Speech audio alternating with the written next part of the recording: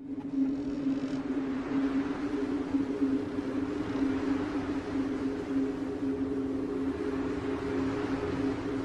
want a sandwich. Now.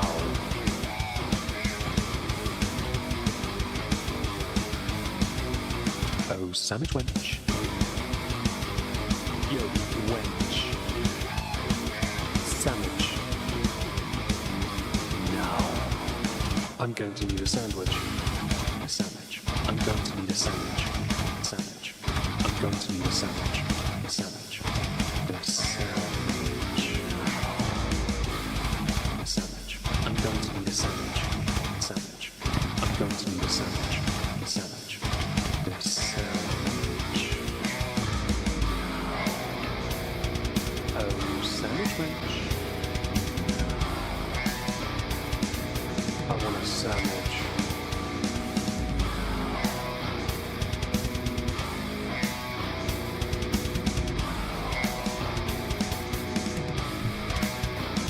Sandwich.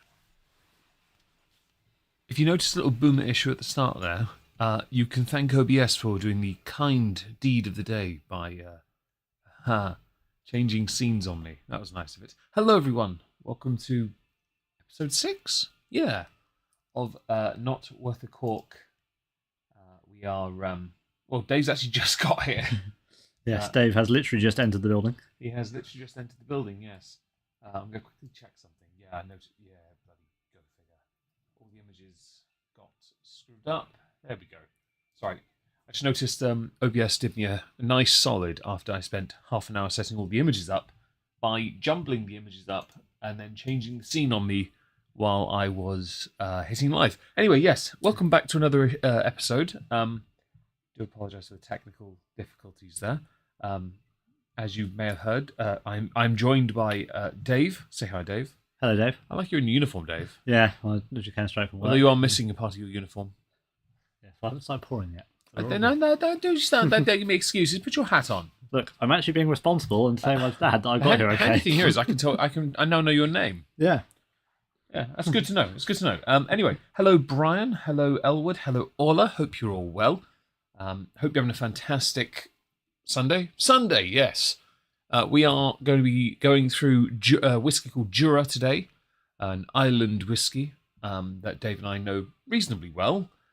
Dave has actually brought some of his down with him because, well, turns out there's a lot more to go through than planned, so we might not go through all of them. In fact, one of the ones he's brought we might not touch at all because it makes little sense. We'll get to it soon. How is Dave? Dave is good. Multitasking. Yes, gotcha. Dave is actually doing the thing he never does and letting his parents know he got here. Hello, gentlemen. I like your name. Makes me think of genting on the guitar, something I don't really do myself. Yes, no, Dave is good. Dave has actually had, other than a small issue with a rather interesting accident to look at, Dave has had a reasonably good drive, so yes. I'm glad that he's for some drinking. I'm glad that's the case. That's good news. That's good. Anyway, hope everyone's having a nice day. This is a bit of a impromptu one because Dave wasn't really meant to be here, to be honest. Just impromptu. I'll screw it, come down. All right, help out with the school run. Fair enough. So, yeah, that's what we're doing. So we thought, well, we'll take advantage. Exactly. I'm here in an evening. Yeah. We can do something here. Yeah, and we figured, why not do one stream? Because there's going to be a month gap between this and the next one. Slightly over, in fact, I believe. Yeah. Won't be till Dragon Force, which is... Dragon Force, 23rd, 24th. Yeah, so it's a fairly sizable gap before our next stream. We thought we'd take advantage of it. I've taken the liberty of taking a picture that might be the thumbnail for the next one. Okay. Might be. We'll work it out. Yeah. Did you bring any 10-year-olds down with you? No. Then mine's definitely... other than that one. No. No. Hello, Checky... Checky? De la Rocha? You know, I'm going to pretend I know how to pronounce your name.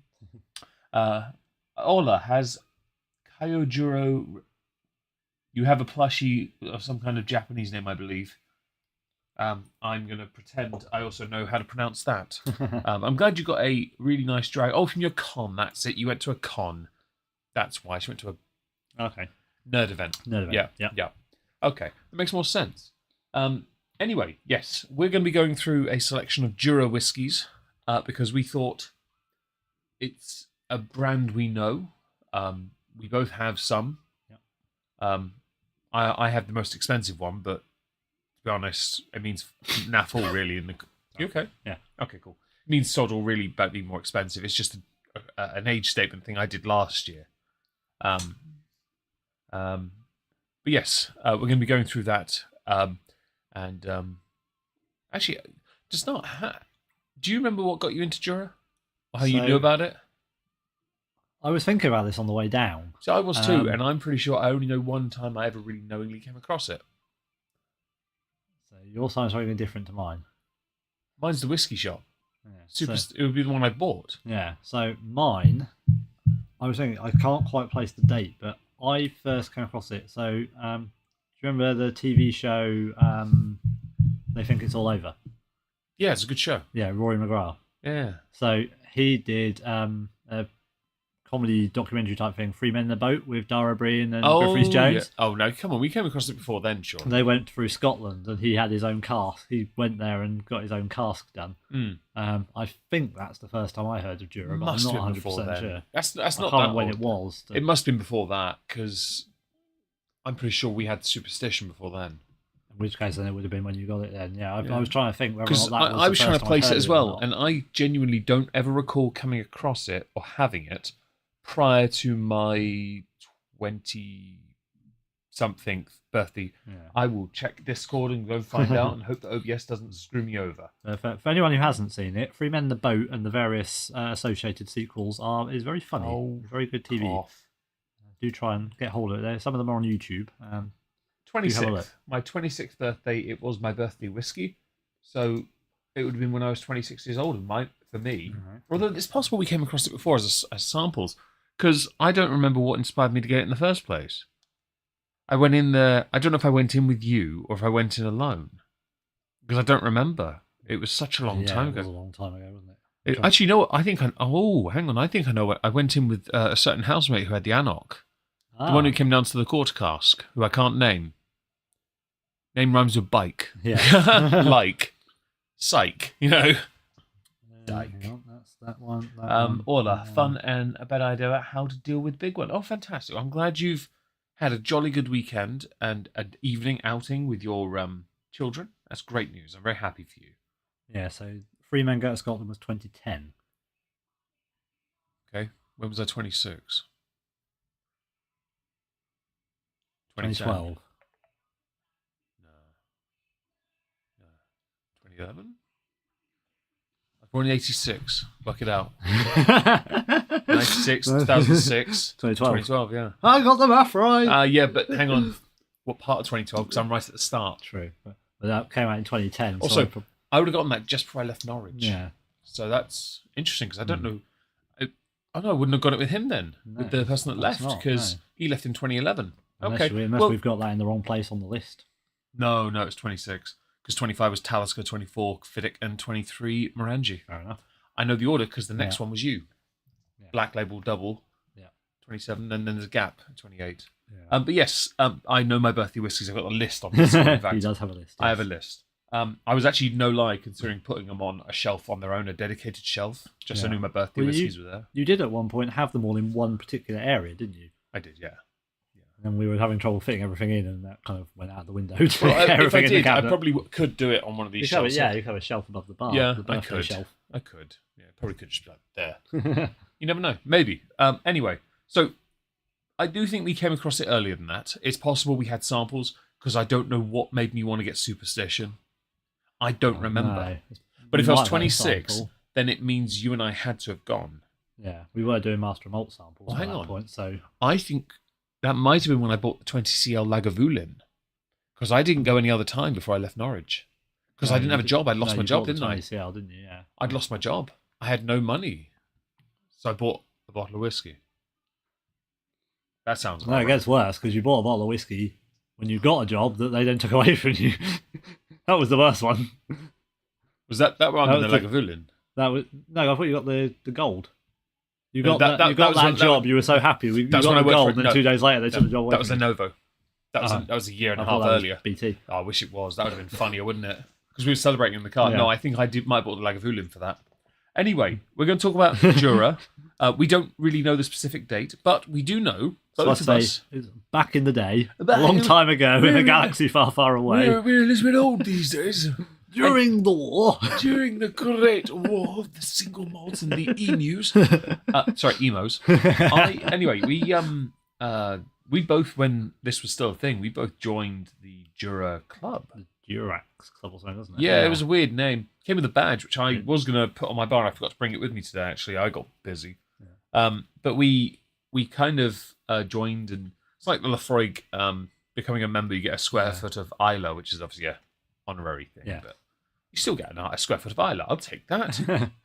I just take a lump of peat in my cabin. Yeah, just go up there. I'm just here for my square foot of peat. Thank you very much. Ta-ta. Build your wall Going now. through customs. What have you got? Anything to declare? Nothing at all. Not a square foot of peat in my Why does your house. car smell interesting? No reason. There's only soil in here. No. Anyway, we are going to be going through Jura. The order's a bit odd, but there's a reason for it being odd. It's because I'm not convinced we're going to drink all of them, because if we did, it'd be close to 8. I don't want to do 8 glasses. It's already after 8. Don't have any. I had some Hotel Chocolat. Yeah, they're delectable. I had a hot chocolate earlier. Yeah. I had one at lunchtime. I had nog in it. Nice. Friend of the family came over. Yeah. He brought me a belated birthday present. Oh, very nice. It's right there on the floor. Ah, cool.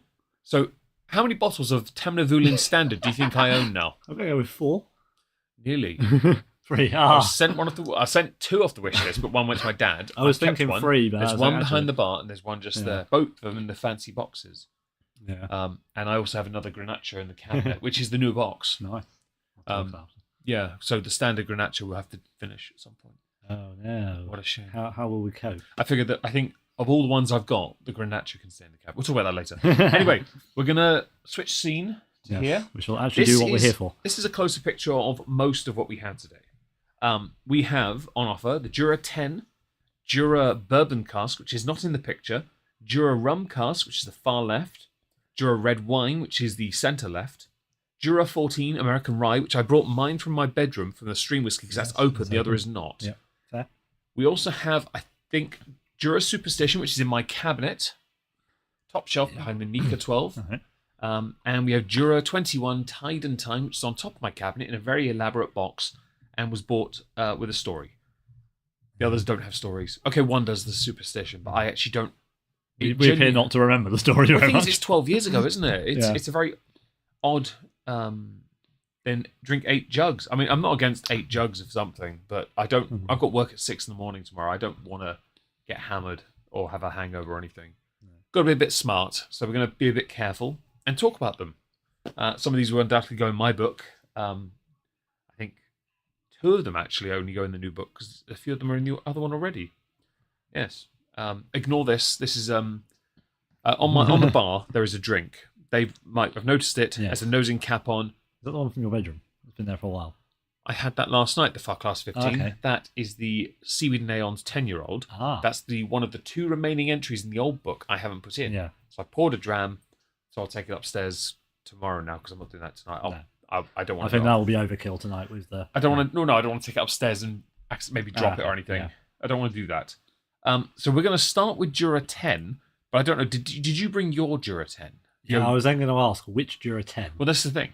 I only had the notes for the current one, but we can pull up on my tablet. Find the notes of the other one. I've got the tablet here. So basically, the reason we're having a small debate is because this has been well planned, and that I turned up like 5 minutes ago. But I have brought, as I was going live. Yeah, I was here, but I was just eating food. Yeah, how dare you? I have brought the OG Jura 10. This is the original recipe Jura 10. Recipe being the right word, I don't know. Blend, mix, profile. This is from God knows how old. But this is before they took Jura 10 off the market and then relaunched it. So they used to not do a 12, but then they relaunched it with a new 10 and 12 because this is called Jura 10 Origin. So this is the very first of the age statement Juras. But weirdly, when they changed it, because my dad really likes this as well. When they changed it, I then had a problem because he'd finished his bottle and wanted another one. And I was like, well, I can't get him another one because the new one is now peaty and he doesn't like peated whiskey. And I was so I hunted around. Apparently the 12, so the new Jura 12 is actually... Hi, Yempy. Hi, Michael. Hope you're all well today. Yempy. Anyway, yes. But so yeah, the new Jura 12 is actually closer to the original Jura 10. Weirdly, we don't have Jura 12 here. We don't. No, it's one of the ones that missing from my age statements. I was looking at it on Master Malt and I thought I will get it eventually, like Jura 18, but I'm going to hold off because there might be a second. If this stream does well, this Jura stream, there will be a follow up because don't think the bourbon's going to be touched and the newer 10 isn't going to be touched either. I don't think because I think. If we do a second Jura stream, maybe next year, like a third Morangi stream or something, it'd make more sense to, I mean, if needed, I can get a sample of 12 from Dad's one. And obviously I've got that Fazil one as well. Yeah. I mean, I want the 18, so... Yeah. I mean, there's nothing to say I won't get the 12 myself. Yeah. Anyway, yes. I will switch to the image. This is the current version of what the 10 looks like. Obviously, it's a more modern take. The tasting notes I will have on this. I'm not going to put on the screen, so I've offset the image. Actually, I can reposition that actually because we're not going to be looking at the tasting notes for the current Jura. The Jura bottle is, as you can tell, actually in this it looks long, but actually the bottles are quite short, very stout, very stocky. They've got curves on purpose. Apparently that was to help with packaging. Okay. Now it was from their Instagram I found out from there. They did like a poll and questionnaire, and I thought it was because they thought they were pirates. Well, I thought because it gets a little bit narrow, so it makes it easier for gripping. So I would agree with newer bottles, but these are a bit harder for hands. Notice your hands are bigger than mine. Yeah. I can't get my hand around that. I have to put my thumb all round. I have to rely on my thumb to do it because my hand isn't big enough. Yeah, slightly longer. Do it too close to the mic, aren't I? I should probably not do that. But the Jura bottle, the older ones, were shorter. I mean, there's a 14 there. Yeah, so you're probably talking about an inch shorter. But the inch shorter is in the body, not the neck. Yeah. Because the body, if you notice, the body here is where the difference is. Yeah. The body of the Jura 14 is longer and it's thinner, which means it's a lot easier to get your hand around it. It's more Dave shape. It's, I mean, it would be if you wore a corset. Yes. I can breathe in. Look at the curve on that, and you tell me that would work. You know what? Fine. Just as if your organs aren't distorted enough. But yeah, we're not going to be drinking from this Jura 10. So I've got tasting notes on my tablet to the side. I've decided today not to wear my legs out. I've got a stool. Unless Dave needs it. He's been sat down for many hours, though. Dave has had a free hour sit down. So. Yeah, you should be all right. I thought I'd try and rest my legs this time. Would Dave like to pour? The jigger is over there. Water is in the jug already. Cool. Dave shall commence the pour. Yeah. I have no idea when I last drank from this, so I have no idea what the cork is going to be like. So. Yeah, I had that thing with the Superstition. That's not Meaty. bad. Yeah. I actually, saying that, the Seaweed Neon's cork, I highly recommend once you've poured those, just for the sake of the lols and the bants and the shiggles, you give that a pop, more Dave-shaped. Yeah, Dave shouldn't be saying, considering that has shoulders and hips, technically that bottle, I don't think Dave wants to be bragging about having shoulders or hips, although he does have shoulders. It's just the hip part is a bit deceptive. Yeah. It feels like he's catfishing. Oh yeah, get the Seaweed Neon bottle from underneath and just pop that cork. You'll understand when you pop it just how odd, how well. Actually, no, you'll get it. You pop it and you understand. That comes out quick. Yeah, but it's satisfying. Yeah, it's quite a thin cork. I mean, but it makes obviously the one that really pops is obviously the Bushmills. We know that. Yeah, that's a proper popping cork. That's really tight. Oh, that's a cork for popping. That is, yes. Okay, so the Jura 10, according to your one here, it says appearance is clear mid-golden. I'm having to read off the tablet, folks. I do apologise. I didn't have this one ahead of time. It is on the box, light and delicate with a... Sorry, nothing. I was looking at the profile. A warming honey finish. It has a tasting profile on the side, but it also has the collection on the side. It has Elixir, Origin, Superstition, Prophecy, and Durax Own. Durax Own. So that was what was originally like the Master Blender type editions. Rich and full-bodied. That would be cask strength, surely. Yeah, I think so. Yeah, because you got Superstition and Prophecy are in the peated, Origin light and delicate, and Elixir fruity and spicy. That'd be sherry cask. Straight up, that's a sherry cask finish. The Elixir, that is. You can have your box back. Do you want to read the story on the side of it? I can indeed. So, Origin is the whiskey that begins the Jura journey. Although, ironically, there is now a whiskey called Jura Journey. Don't talk about it. You can feature it later if needed. Hope you are, buddy. Love your guitar playing. I miss it. It carries the traditional Celtic symbol for birth, beginning, and the forces of nature. It tells of a passion rekindled, a distillery reborn, and a remarkable whiskey forged by turbulent seas and windswept landscapes. I like that they brag about having really bad weather. It could almost be an English whiskey with that kind of thing, isn't it? Oh, sorry, but can you imagine, like, my Manzanilla cask 1, and it just says, oh, by the way, the sodding rain would not stop. It was trying to get in those casks, and it was like a little bit of wind and some leaves fell on the casks. We had to have bus replacement services for the casks for a week. Oh, sorry, my friend of the family had some moonshine earlier. And then it was suddenly too hot, and therefore everything stopped running again because tarmac was melting. It was too sodding hot. Okay, so the aroma. Would Dave like to? Oh, excuse me, I apologise. Have a sniff of his whiskey. Note that's yours. I'm on this side. Right, okay. I'm always just working out which one is which. Easier for me to be here on the left, on my left, because it's easier for me to not get on the mic. So it's light with there's a little bit of honeyness, some vanilla, and a little bit of fruit. So the aroma is buttery hay barn, flaky pastry, spiced oak with tinned peaches and dried fruit. My turn. Yes, all of that is correct. Are you answering messages on your watch? Putting it onto Do Not Disturb mode so that I just left one on charge upstairs because I couldn't be asked to wear it at 2% battery. It was good to see you too. More Dave shaped. Yes, Yampi, indeed. Hello all, if I haven't said hello to you already. This smells really nice. So when we were younger, so in 2012, 12 years ago, actually would be 12 years ago when I got the Superstition, so it is 12 years. I was always of the opinion Ireland was not a region. I always thought it was an Isla. And this is where I made my first mistake in the birthday whiskey department, because I thought it was an Isla. Well, my first birthday whiskey was a Highland, the second a Speyside, the third an Island in Talisker, and the fourth an Island. I thought it was an Isla. That was my mistake. I should have gone with an Isla. It was a bit of a... But it was still a win. This Jura... I mean, I kind of want to smell the difference between this and my 10. Because I do have the tasting notes here for the My 10. It says here, basically the same, but not. Although there is references to smoke.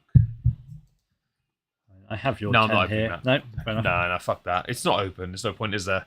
No, you're right to pull it out, though, I will admit. I'm tempted, but I just don't... It's just not appropriate. It's a good time to leg day for me, isn't it? Just up and down behind the bar. Fam, you need it. Okay, I don't. Okay, so should we have a little taste? I feel like we should. It's been a long-ass day. Cheers. Cheers. I say long-ass day. I've been making a video all day, and then I come up here and tidied up.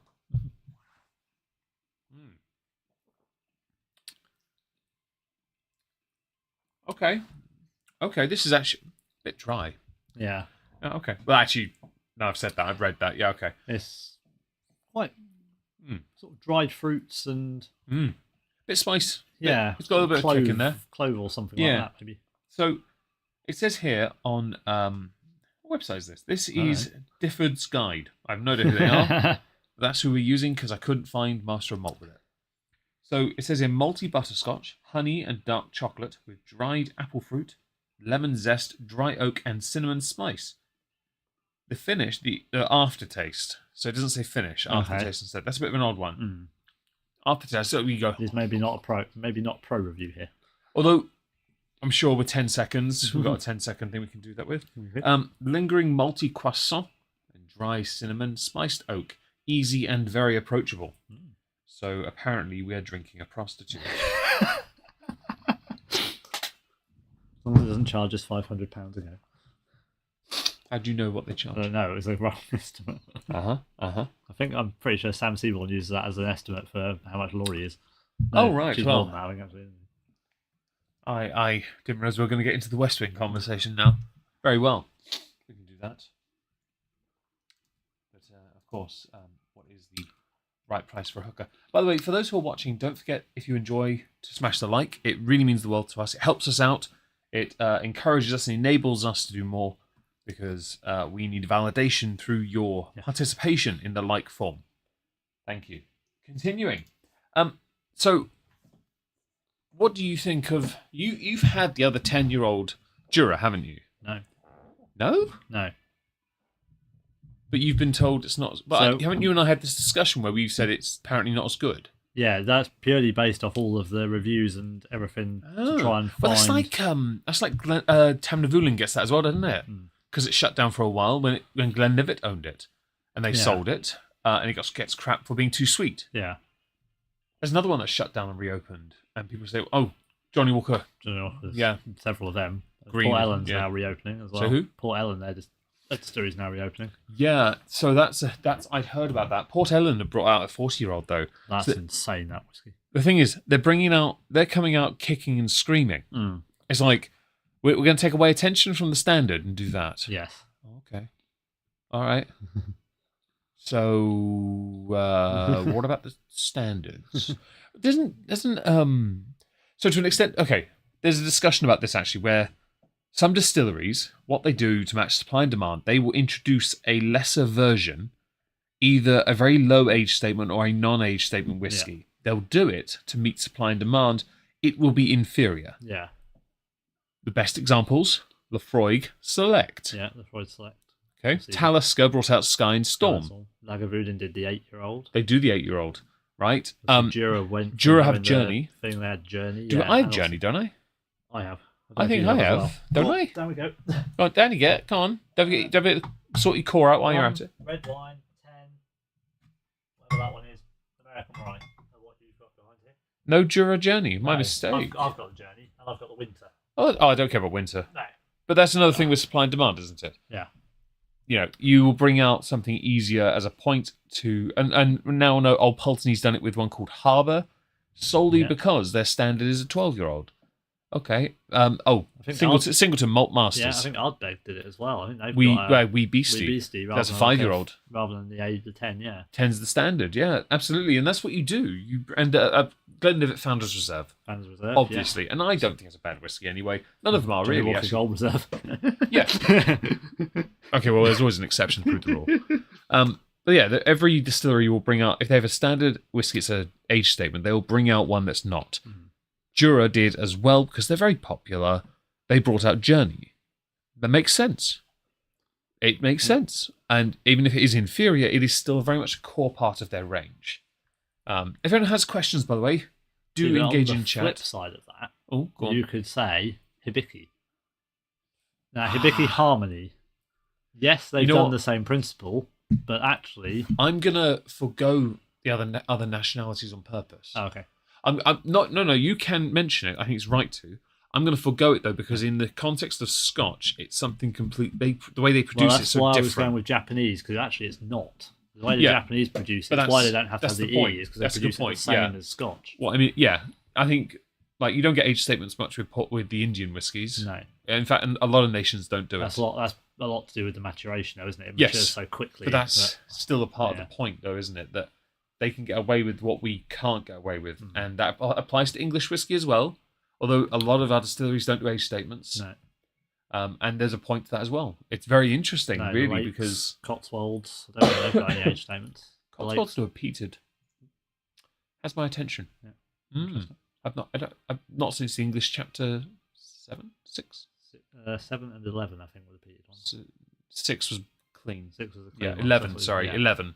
There was another. There was a light peat and a heavy peat. 11 was the heavy peat, and I think there was 7 was the light anyway, peat. So the point, there is a point that distilleries will bring out these non-age statement ones to match supply and demand, and Jura 10 was clearly very popular too popular for them to be able to then forfeit the casks highly. And I hope you're right. Glad you finished work. Hopefully you're home safe, eating some of that junk food you got from your holiday that you didn't get paid for.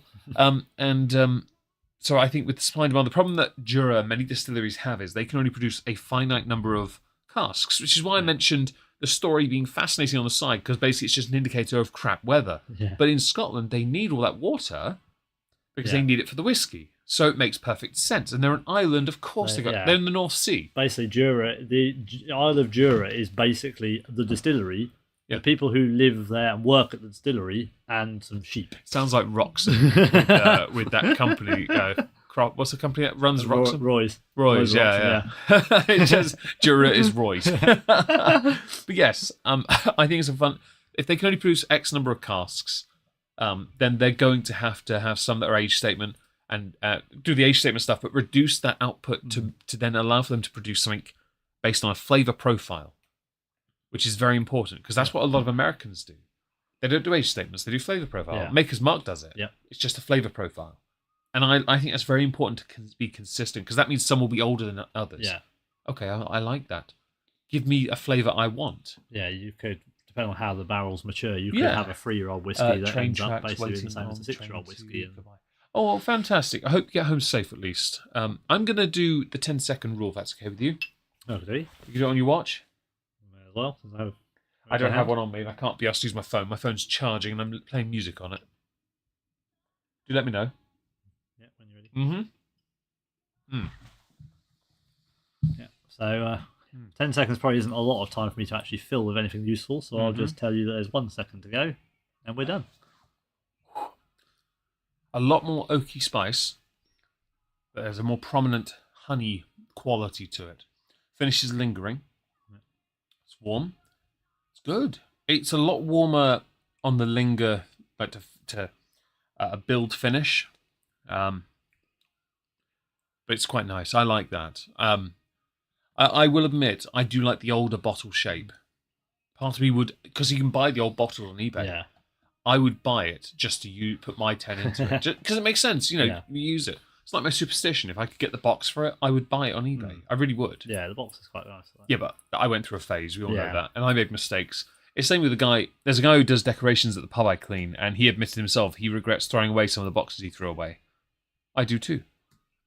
But I was leaving Norwich. I couldn't justify storing the boxes as well. I didn't realise I could flat pack them down, which is what I've done recently, actually. Yeah, but that was never a thing, because they just came in a box, didn't they? It was only more recently when you order them online, the bottle comes in a load of packaging, and then the box is flat packed in the side. Dave hadn't noticed yet because the lights in my bar behind the cabinet went out. But I have taken some of the boxes out to make it presentable. I haven't thrown the boxes away, though. Some of them are flat packed in the loft. I'm going to just turn the lights on with the bar. You talk about the bar, yeah.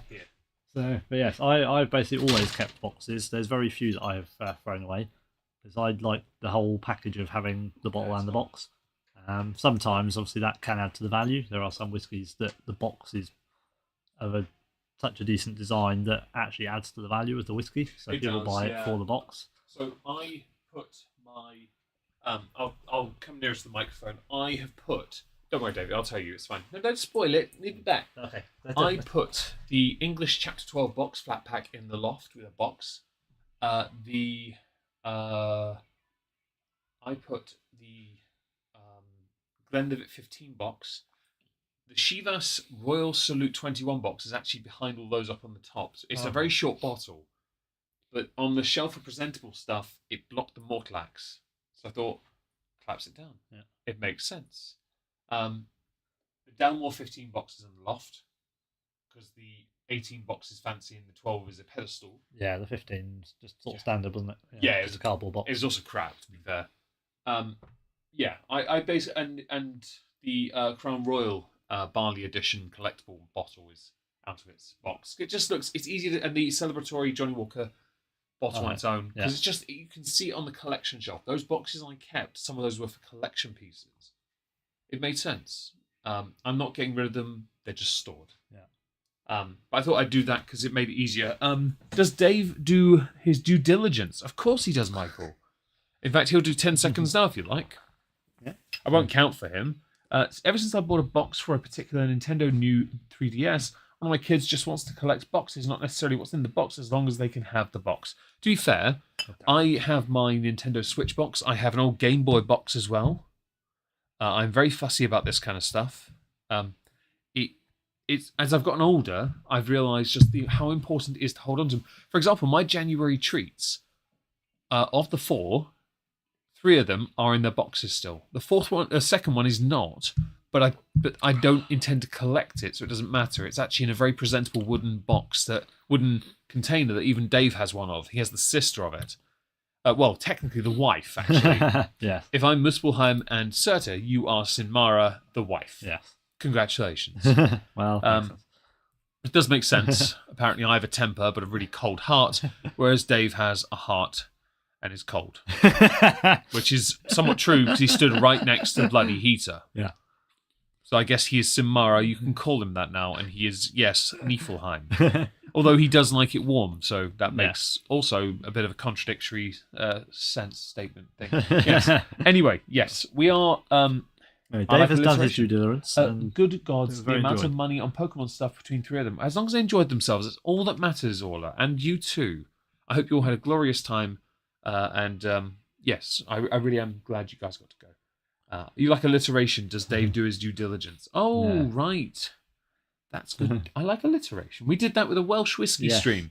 And I can't remember the title. It was very long. It was all the W's. It was as many W's as unfortunately, there was no W word for sheep. No. Otherwise, I would put sheep shagging in there. Sorry, sheep wanking. But I want to get the stream monetized and go for 6 for 6. So we're not going to go too far down that road. Ow. That's better. Sorry, I knew it wanted to go. So yeah, there is more to it on the linger, isn't there? It's a bit warmer. Oh, you did 10 seconds, didn't you? Yes, of course. Yeah, it's always been a nice, easy one to drink. This one, though, hasn't it? It is, yes, and I think. It's strange because when we set about doing this stream, it wasn't on our list originally. It was one of those ones where Dave mentioned he was coming down, and I'm like, why isn't Jura on the list? Yeah. And I was like, all right, we're doing Jura next. I think we added it on while we were walking to the station. We were. What was it? Yeah, it was Gloria. Yeah. We're just adding it on. I was like, right, this time. Because we were trying to, we were, after this stream, we're going to have a little sit down and go over the next one, and perhaps one after, because I've got a plan. But we need to sort of work out the dates and line things up as best we can. Because next time we've got to do a Discord thing. So I've got a dry cough, sorry. Got to do a Discord thing. We've got to go to a gig somewhere in the middle of that as well. It's going to be interesting to what we can get done. Yes. And I mean, we obviously want to enjoy doing this. So. Try saying that 5 times quickly, Michael. After you smash the like. Yes, please do smash the like, follow, subscribe, any of the internety things. Yes. And Cinderace is a good Pokemon. If you would like to donate and help us with our whiskey enthusiasm and hopefully your entertainment, please do use the coffee, which I'm sure Leona will link. She's driving. Okay, I can try and link. No, it's in the description, I think. Right. But it's not necessary tonight. Lingering cough. I've got the little cough a bit now as well. It's the fumes from the alcohol that do it. So I'm having to be very careful. I do apologise if anyone hears a dry cough. But let's face it, it was either this or that horrendous voice you got from the January treat stream that still bugs me because it was such a good stream and my voice was fucked. Yeah. It's also the least viewed. I wonder why. Yeah. Because there's 2 useless voices instead of 1. Well, yes. You're not a streamer natural. Dave, carry the stream. Oh shit, I have to talk. What do I say? Yeah. It's not in his nature. Just be glad I didn't start talking about union politics or something. Well, it might have got more views, you never know. we can never be certain in this day and age. People do like unique things. Oh, excuse me. Okay. Shall we sync these and move on to the next one? We could do. YOLO Swag Fam, Dave. YOLO Swag Fam. Bit sharp on the shot, but it's all right. Bit sharp at the back. Yeah, a little bit more of the citrus comes out. Yeah, very, very nice. Okay, so I put next. We'll have some water first because we need to cleanse the palates. For those who don't know, no channel loyalty. That's fair. But I like Cinderis, so it's fine. Next on the list is one that is not open. It's one of mine. It's one of those ones where I acquired it because I will admit I've developed a bit of a license of drop of water left in that. Don't waste it. You don't want to water down the whiskey that goes in there. No, where I water down myself either. Well, that too. So next on the list is Jura Rum Cask. Jura Rum Cask finishes are quite nice, actually. I will admit. I think Dave will agree. They're one of those ones that sort of grown on us a bit. Yeah. They're usually quite sweet. Although I've come across some rather...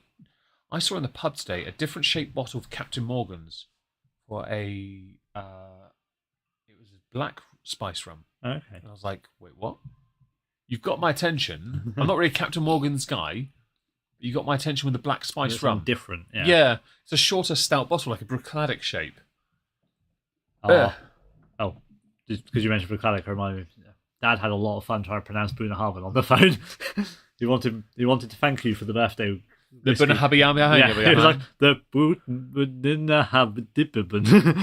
I was like, the what now? We used to say so for those who don't know, Dave's dad's birthday was the end of January.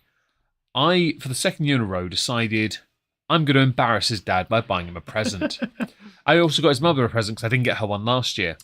A gift card because I didn't know what to get her. Because, sod it, you do knows it. what to get. Yeah, she doesn't know what to get her. Anyway, I got him a bottle because David got me one in the past, a Bunnahabhain 12-year-old. Mine is in my cabinet. In fact, I've got the 12-year-old cask strength as well, which I'm looking forward to when we do a Bunnahabhain Good Time stream. And I want to get the 18 by then, though. But then Dave's dad... Well, we used to think it was pronounced Bunnahabhain. Yeah. And then I went and looked up a YouTube video of a very famous actor, whose name I can't remember, literally pronouncing it. And I'm like, motherfucker. And then I found out, like, one that's spelt... I'll go and get the spelling for it. Oh, here we go. Now we get spelling time with Dave and Meg. This is spelling bee, the spelling bee that's the spelling Bunnahabhain.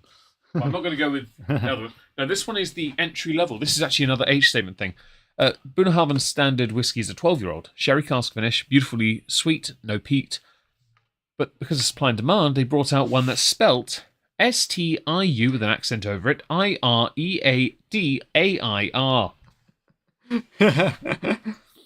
It's translated from Scots Gaelic, meaning helmsman.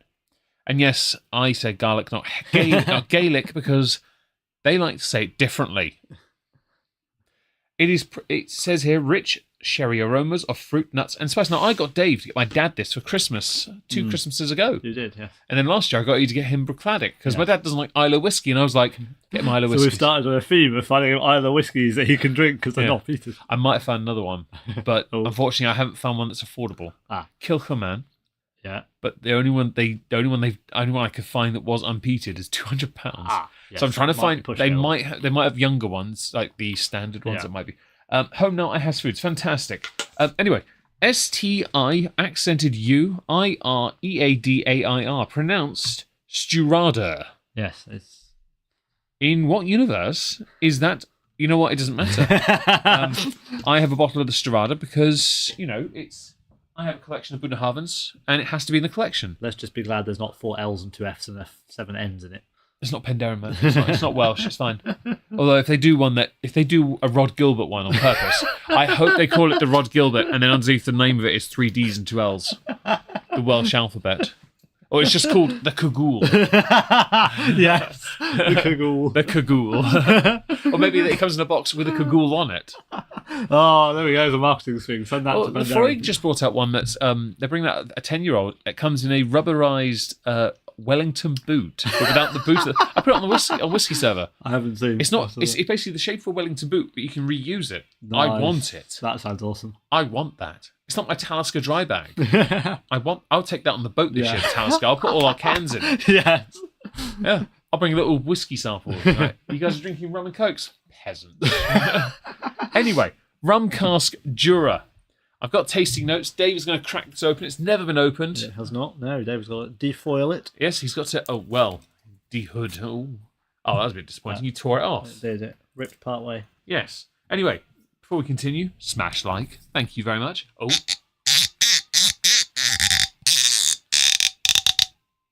That was long and satisfying. That was quite whelming, yes. Hopefully the whiskey lives up to its other rum casks, like, Piers. I was going to say queers, and I realised that was the wrong word. Quinta Rubin. I almost said queers instead of like Piers. I felt like an absolute moron then. Quinta Rubin, yeah. I mean, it's Quinta Rubin rum cask? That's port cask. Is it port? Port cask.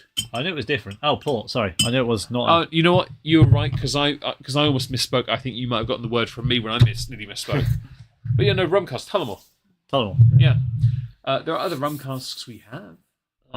The Caribbean livet. Yeah, well, I don't have that. No, mine got. Yeah, so we don't talk about that. Yeah, that was a rum John cask. Walker haven't got one. No, I don't think Glenmorangie have a rum cask. The English whiskey company 13-year-old. You've got that, yeah, but you haven't opened peaches. it. No, I'm going to check. Cask. I'm going to check my cabinet while Dave talks. Good luck. Is it rum or port?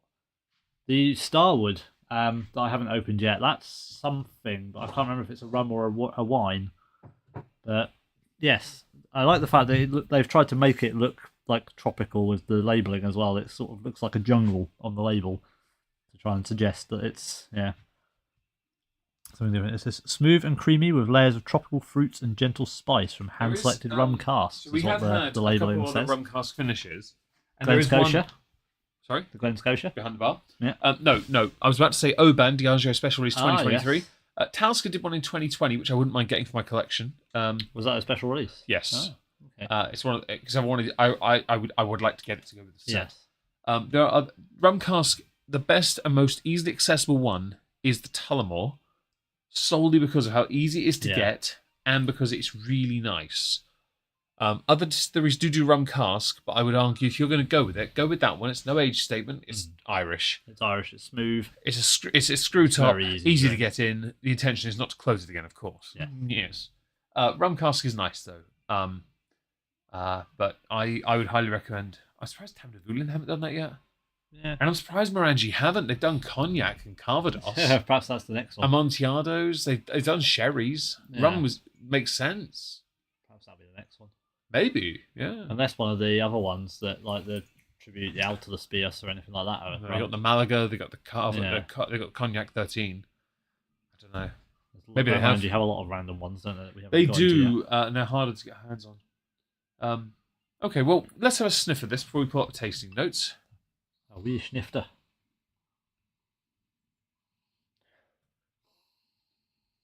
Oh, there it is. It took me a second. I took a really deep sniff to find the spice. It smelled a little bit weaker than the 10. You know what I mean? Like a little bit, not watered, but it was harder for me to get the smell. Let's find the tasting notes. There they are. I've angled this. Well, that's not what I smell at all. But okay, let me try again. Okay, right. So the tasting notes. First of all, it says joining Jura's Cask Edition series, the Island Distillery look towards more tropical climes when seeking the right vessels for this single malt. Caribbean rum casks were selected to finish the whiskey in, imparting gloriously tropical notes of fruit and spice to the combining malt at its core. So just so you know, the taste notes are only on the screen about 5 seconds for everyone else. Yeah, but a 30-second delay in speech anyway, it doesn't matter. They wouldn't hear me say that until I actually say it, so that's 30 seconds behind.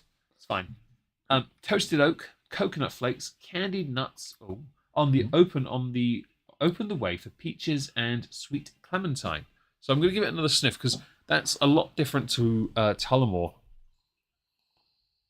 I think I can get like a nice sweet citrusy like smell. Yeah. Coconut, no. Grapefruit, maybe. That's got a bit more sharpness to it, hasn't it? Though grapefruit, isn't it? It's that lighter watermelon. Yeah, it's that kind of light. Yeah, like a honeydew. Yeah. No, I think the proper the red. Oh, cantaloupe. No, red watermelon, not a blood. No, actual watermelon. Yeah, blood. Someone's brain pulp. What's wrong with cannibalism? I mean, I feel like that's a topic we don't want to go down on YouTube. Dave can eat about as much beef as a person's head weighs. Is this normal? Discuss. If the average person's head weighs X pounds, and Dave can eat y to the power of 3 in beef. Work out x to the power of 4. Divided by y to the power of 8. And then you have to add all that together to make 957. And then you have to subtract it by b to make 42. So, let's try this. Unless now. Rachel Riley is in the chat and actually gets that, no one's got hope. I haven't even clue what I said. Cheers. Oh, that's a lot sweet. Oh, is that smoky? There's something there, isn't there?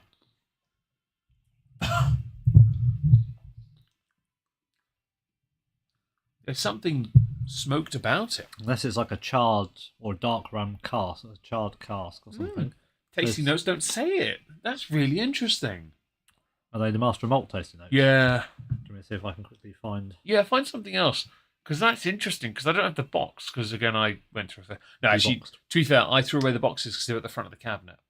I shouldn't have done that either, to be honest. They're slightly strange boxes though, because they're like a solid bottom and top, and it's just like a stiff card kind of surround type thing. Which It's sort not of falls apart. it's not the bit, best doesn't it? box. Well, although to be fair, no, they're not the best boxes. No, that's quite nice. I like. It's very sweet opener. Very sort of buttery. Thank you for linking the podcast in. We appreciate that. No, it's quite nice. I like it. Do you enjoy? Did you enjoy that, Dave? Yeah, it's nice. It's very not quite as fruity as I thought, but very easy to drink. It's very accessible. sweet. I think it's sweet, but not fruity sweet. Like I'm thinking like candy sweet fruit, like fruit salads. What does it say on the taste for this on Master Buttery Malt? shortbread, lemon zest lead to layers of tropical fruit salad and spiced banana bread with gentle warmth building beneath. So I found 3 different sites, Yeah, which I'm guessing have just all copied and pasted pretty much this from Jura's website. yeah. But they all say the same. Sweet vanilla, fudge, layers of mango, banana and guava with lasting sweet cinnamon spice finish. So I could swear there's something like a burnt flavour to it. It is a Caribbean rum cask, unless it is in some form of charring on the cask. No, I think it's the finish. The finish mentions rich oak char on the finish. Right at the end, I just realised didn't see it because I was obsessing over the words burnt sugar. It's rich oak char. I'm right. I didn't realise that until it's the cask. Yeah. I've only just noticed. Sorry about that, guys. Much boomer. Well, not necessarily. I'm not sat near. I'm looking at white writing, black writing on a white image. Yeah. White hurts my eyes, so I can't see it as well. I need it on green. Oh. Yeah. I have a little Actually, I have something in my office, a little green clear thing, bit of plastic I can hold up, just like obscure things so I can see clearer. Now that's really nice. There isn't any age statement on this whiskey, I don't believe. Let me just check. It says here maturation, American White Oak X Bourbon, of course. This is what. Okay, I'm going to say this now. One of the whiskies Dave's brought with him is bourbon cask finish, but all of these are matured in bourbon barrels. So Jura Single Malt Scotch Whisky Bourbon Cask. So what? We'll have to get to that in a minute. We'll get to it soon. We'll get to it soon. I just don't quite get. Although I did have a bottle of that. I gave it to my dad for Father's Day though, because I thought it's not open. You know what? I forgot about it. I'll get him a gift. I got him Tyler Bardine Sovereign the year before, so he's loved them. So I get it right. That was his birthday. We got him the Nika coffee, wasn't it? Or Nika Days. Nika Days, and he did like that eventually. Although he did point out, I don't want to dump it. He didn't enjoy it when he realised he was pouring too much in the glass with the lemonade. And I was like, okay, did you pour more than a double? Yes. I think I might see your problem. That might be your problem, yeah. Yeah. Although to be fair, I've had a glass of it. Hi, Meg's dad, if you're listening. Hello, Dad. I've had a glass of Nika Days single, without anything in it. Yeah. It's all right. It's not. I'm not. Okay, we're not snobs. All right. I'm going to ignore my top shelf. That top shelf. Yeah. Pointing at the ones with the. Let's not talk about Pointing that. at a top shelf that probably costs $2,000. What is that? No, you're being a bit charitable. One. Now, yeah, about one. Fair Yeah, enough, yeah. Anyway, No, it's just there isn't a lot going on in the flavour, but there's enough subtle, sweet flavours in there that it's a nice way of welcoming you into the world of whiskey without hurting you. Other distilleries bring out non-age statements on purpose as a way of trying to get you involved. That's the right way of going about it. By the way, if anyone has any questions about the rum cask, ask us. Because if you'd like us to do a time test, like the Jura 10, do 10 seconds of it, we'll happily do it. Dave will. I think that's why some of the distilleries have started doing all these different sort of finishes. I mean, I know the Glenmorangie ones aren't necessarily that available, but a lot of the, I suppose, the more accessible or the aimed whiskies that are being more accessible are not just your standard sherry cask finish. There are the bourbons, there's the wine ones, there's different casks spirits to try and make something a bit more accessible to people that drink other things. So Morangie's more recent release we covered last time was the Calvados. Yeah. Not many distilleries have done that. Not many have done tequila either, but some have done them. But and I'd like the Deanston 15. I want to get that for collection. I do. The thing with the Glenmorangies though is you can't buy them from many places. Okay, so you can eventually, after about 9 months, and only a few of them are left. Yeah. They are very limited. They're very small batch. They're the right idea to try and get people involved, but they're not sold the right way or in enough quantity, are they? Father Omegon, I crave cheddar. You wouldn't find them in Tesco or something. For example. I've only got Hotel Chocolat, and I don't share chocolate. I did not bring except for with Dave. Got some dark chocolate in there you're gonna love. Yeah, no lie. So actually, oh, hello. Are we dipping a biscuit? No. Meg has come back with a Valentine's box. Yeah, I've had some already. I picked the Meg ones. started on the Valentine's treats without me. Shut up. Now, which one was it? Just check. They're all heart shaped as well. That's quite a. That's the one you want. Ooh, I've been handed one. I don't know what it is. I've just been handed a chocolate to put in my mouth. It is the smoothest, deepest tasting praline, swathed in elegantly balanced 70% dark, and I thought that would go well with your whiskey. Dave's going to try chocolate with his whiskey. Okay, you put it all in at once. You fat fish. I'm not taking my time. Oh, you're so fat. It was chocolate. You're fat. It went in. There's a cock joke here. Give me chocolate. We don't share food. Oops. Anyway, I'm going to do 10 seconds. So while Dave now tries to talk, good luck.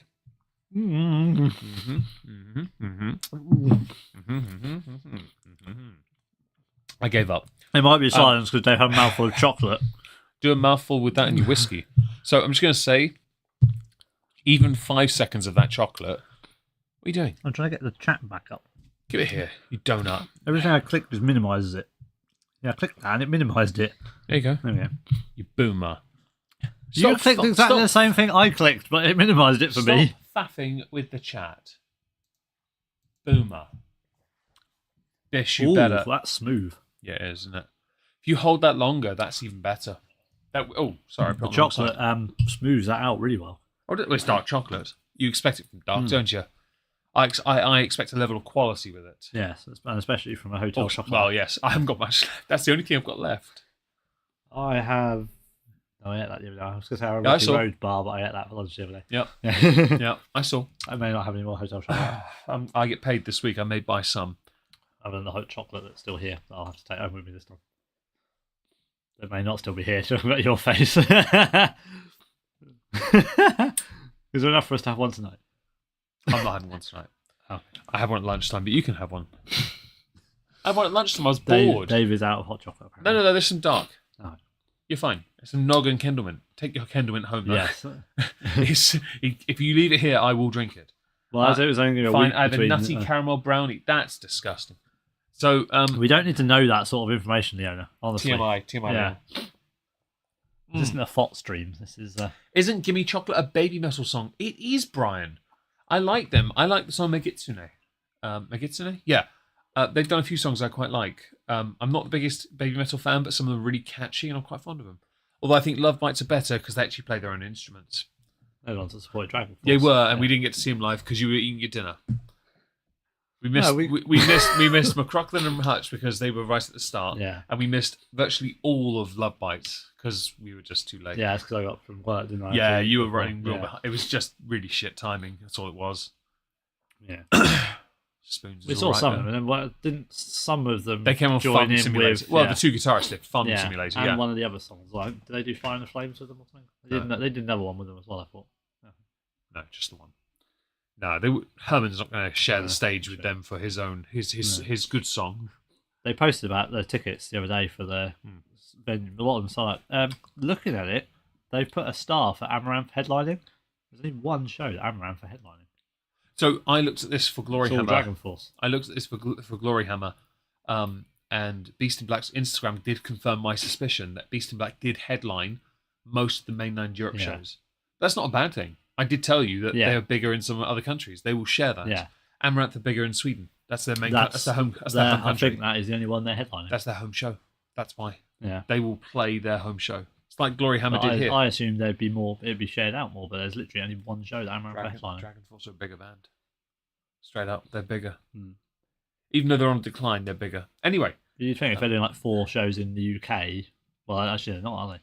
One. Only doing the one here. Yeah, they've done 4. They've done 3 or 4 in other countries. Glory Hammer so did confirm they're not one- doing any more shows here till 2025. Oh, that's a shame. Yeah. I guess there's plenty of time to get actually prepared to try and play Hoots Magic. I did actually on his Twitch, and I'll talk about this briefly before we move on. I did mention to him next time we need to coordinate, and he did agree that on that day, even if we had, he wouldn't have been able to because of how busy they got. Yeah. And I was like, that makes sense. But next time, we'll sort it out. We'll plan this a bit better. Yeah. And we'll. We always go to London. Well, I assume it's London day before, so we're there. And If they did Folkestone, it'd be a lot easier. They have a venue there. I could travel Canterbury to or get something. Yeah. Well, at Folkestone, they have a venue there. Must be Norwich. Helmut Fly have played in If they do freaking Norwich, Folkestone. we can do, can't we? Not with their new set, they won't.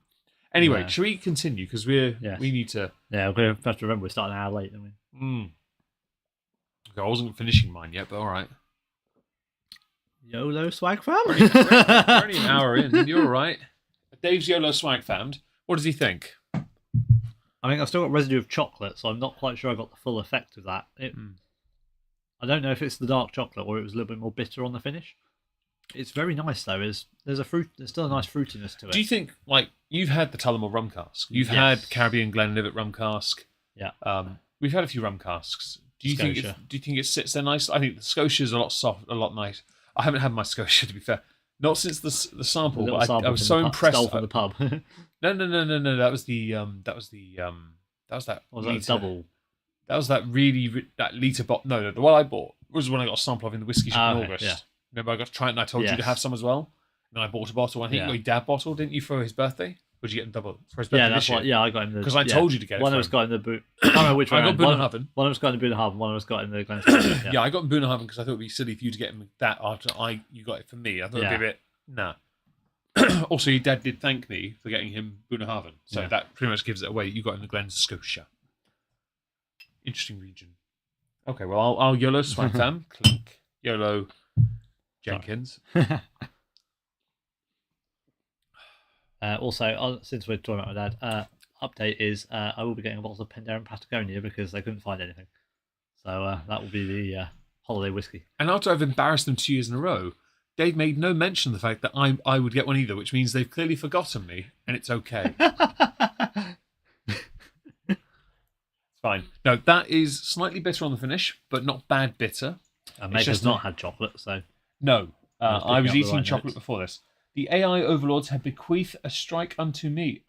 A Caucasian Sasquatch. I am very sorry that you've got a strike there, fam. I really am. I hope you're able to continue once that has been removed or runs out. Can you contest it?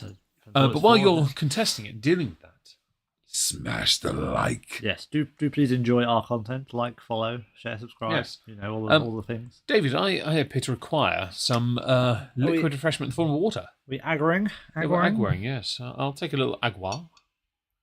I'd appreciate a hit of the good stuff. I thought you said agua.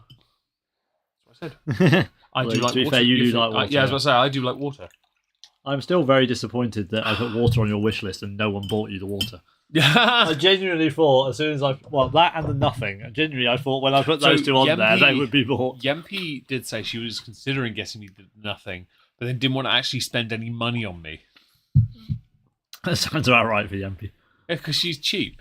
Yeah. Thank you again, though, for the lead keeping Yempi. I still have a little bit left. She's still busy spending it on male prostitutes to touch each other in front of her. Yes. So. Yeah, I thought genuinely about a thing of water. That would be everyone would be like, "Oh, Meg needs agua. Buy." I always need agua. Always. It's like half the price of all the whiskey on there. They kept buying. The appeal took less than 30 seconds. No humans were involved. Oh, good. Drink tap water. You say that. I'm not sure any humans are ever involved with YouTube decisions, are they? No, they're not. And that's funny because I've had similar appeals be rejected. Anyway, moving on. We're going to move on to Bourbon Cask. But I don't know if we're going to drink this unless we do just a dribble. Because this one, I haven't got the tasting notes up on purpose. I've had to warp the picture because I'd like to first of all start by chastising David. Oh. I was in a rush. I had to take the pictures. David portraited the pictures. I need landscape. I can never remember which one's which. This or Instagram is portrait or landscape. All he has to do is turn his phone 90 sodding degrees, and I then don't have to go into paint.net and warp the image to make it landscape. For 2 separate images, because I wanted his box as well. Oh. Now, would David like to I will tell us take one of each time from now on. Would David like to tell everyone about the Bourbon Cask Jura? Because you've got the box, it's your bottle. Tell them about it. And it's a Bourbon Cask Jura. It was 22 quid on offer in Tesco. I went bosh. Sorry, spike the audience, buddy. It's not been opened. I don't know anything more about it. It was 22 quid, and I went, it's a Jura Bourbon Cask. That should be all right. So I'll buy that. Bourbon Cask. Experience the true character and style of our Jura single malt at its welcoming core with Jura Bourbon Cask. Matured in American white oak ex-bourbon casks. That's a lot of bourbon casks. Like all of them. Yeah. This whiskey shows our quintessential with Jura. We were looking at the 14-year-old at that point. Yes, so quintessential fruity, a perfectly welcoming malt. Right, okay. So I'm not gonna open the bottle. I'm gonna just. You can if you want. I don't mind. It is literally. This is basically. You know. Hang on. Is this gonna be the origin? I was about to say, is this Jura Journey? Or is it? Because if Jura Journey exists, then bourbon doesn't need to exist. If bourbon exists, Jura Journey doesn't need. They don't both have to exist, do they? No. What was it? What was the origin? Was this a bourbon? They all are. Because is that the replacement of this? Maybe. They all are bourbon. Doesn't sound the thing. I'm wondering whether that's a replacement for the original 10. Right, give me a sec. You take your thing a second. Just too many Juras lying around. No, I'm going to go check. I'm going to check my superstition. I had the dry cough as well. Nope, nothing on there. Jura 10 origin. Jura Tide and Time. Right, matured in American white oak ex-bourbon barrels. Fam. Jura origin relies on 10-year maturation in ex-oak bourbon barrels. So what is the point of the bourbon? The one you see on the screen. What's the sodding point? See, I want to try that because I wonder if that is that. But without an age statement. Yeah. I will happily do it, but I don't want to do a full shot. Can we do instead? Not put it in these glasses. Get 2 single shots out. The skull ones. Just get those. And they're bigger though. Yeah, but we don't have to put a full shot into them, do we? You just do half a shot in the jigger for each. Yeah. I'm just going to use them because they're small glasses. Fair enough. Yeah. So say that. Well, I say smaller glasses. Well, you know what I mean. Just do like half of a jigger each. I don't want to do a whole shot of it. You know. It's the vanilla, toffee, and apricot. Yeah, sure. Carry on. Open it up. Interesting. I like that they. Okay, so I didn't know this till just now. The reason for the tubes being the design they are, it's because they've got a little tail line on the side to make it easy to recycle them. Ah. So they're anticipating people throwing away the tube. They must have known I existed. Maybe they got my complaints. The boxes were too nice. Yeah. How dare you? I need a break anyway. Been doing a lot of work for other channels. Oh, nice. Well, I'm glad you help people produce better live streams. As a boomer of the internet, I obviously appreciate this. I don't want a full shot. Yeah. All right, I'll take mine. Okay. This is interesting because this wasn't planned as a drink. Dave brought it down. The thing is, there's another cask finish I want, but I like the other cask finish generally from other ones I've had in the form of pale ale. But I'm not going to buy it yet, although I will buy it in the next 12 months, so we can definitely do a second Jura stream in the future. I have bought the bourbon cask. I do not own the bourbon cask because I gave it to my dad for Father's Day. I know he enjoys it, but now we know there's a chance it might be... stick it in mine, I'll drink it. Yeah. I'll drink it after this, actually. But yeah, water, that is for those who are curious. Did you write a strongly worded letter, Meg? No. No, I wouldn't have had the money to do that. No. Twitter is where it's at for complaining. That's it is now, yeah. I've done that before. I want to complain to Royal Mail and say, your refund system of giving me a book of stamps for a £70 Pokemon card I mailed someone that cost me £70+ because you guys lost it is inadequate. I'm now going to complain here because I know I've got enough followers to cause problems for you. What if I can ratio them? Yeah, I think I set up a Twitter to I set up a Twitter to complain about Martin Brundle's commentary on Sky F1. You did. Did you really? Yeah. They were doing the @Sky F1, so I tweeted @Sky F1 to complain about the biased commentary. He is quite the committed complainer. I am not like Dave in this one. No. But yeah, this will be interesting. I wonder how similar this is to the original 10, because the flavour profiles are very different for the two 10s. So is this going to be similar? You do sort of wonder actually on that. Okay, right, close that. But yes, they do all appear to be bourbon. Even so, the American rye cask. Mm-hmm. I don't think that. Well, that's still bourbon. It's bourbon but it's still bourbon. Well, it's the first one, American we'll White Oak. We'll come to that later, but it's just interesting that we're. Well, it's a cask finish. That's why. Yeah. Well, we'll get to that soon. We've got the red wine one as well down there. Okay, so I've not got tasting notes for this one, but there's reference on the front to vanilla, toffee, apricot. I didn't pull them up on purpose because I didn't think we were going to touch this. It smells wrong. You know, like. It might just be the shot part. Dave is so British. Yeah. Well, one does try. Yeah. Thank you, Yempi, for noticing his superiority. Yes, we appreciate it. Especially coming from a German. Yes. Well, they 2 World Wars and 1 World Cup. Do that.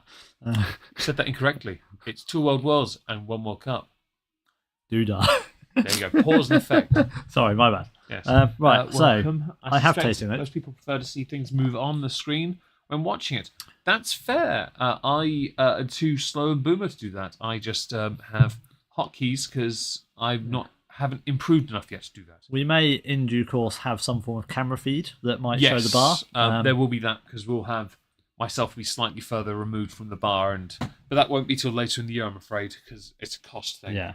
Once I've done my tax return and I've paid it off, I think we can then start focusing. But we are talking about having a live element, possibly interactive, to allow you to ask to see things behind the bar. But that'll be a Dave hands only thing because Meg doesn't want to be anywhere near it. No. But we got to make sure that Dave's not too inebriated that he blows candles into Meg or the camera. Yes, that too.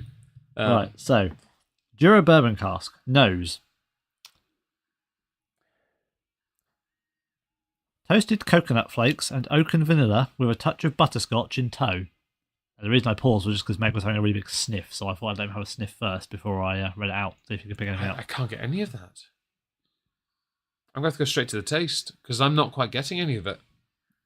That sounds quite similar to the rum cask one. It does. The coconut part was what threw me. Right, I'm going to taste. Cheers. Maybe a slight butteriness, but that's about all I'm getting. Palate is completely different to the nose. That's completely different. But it just tastes like Jura.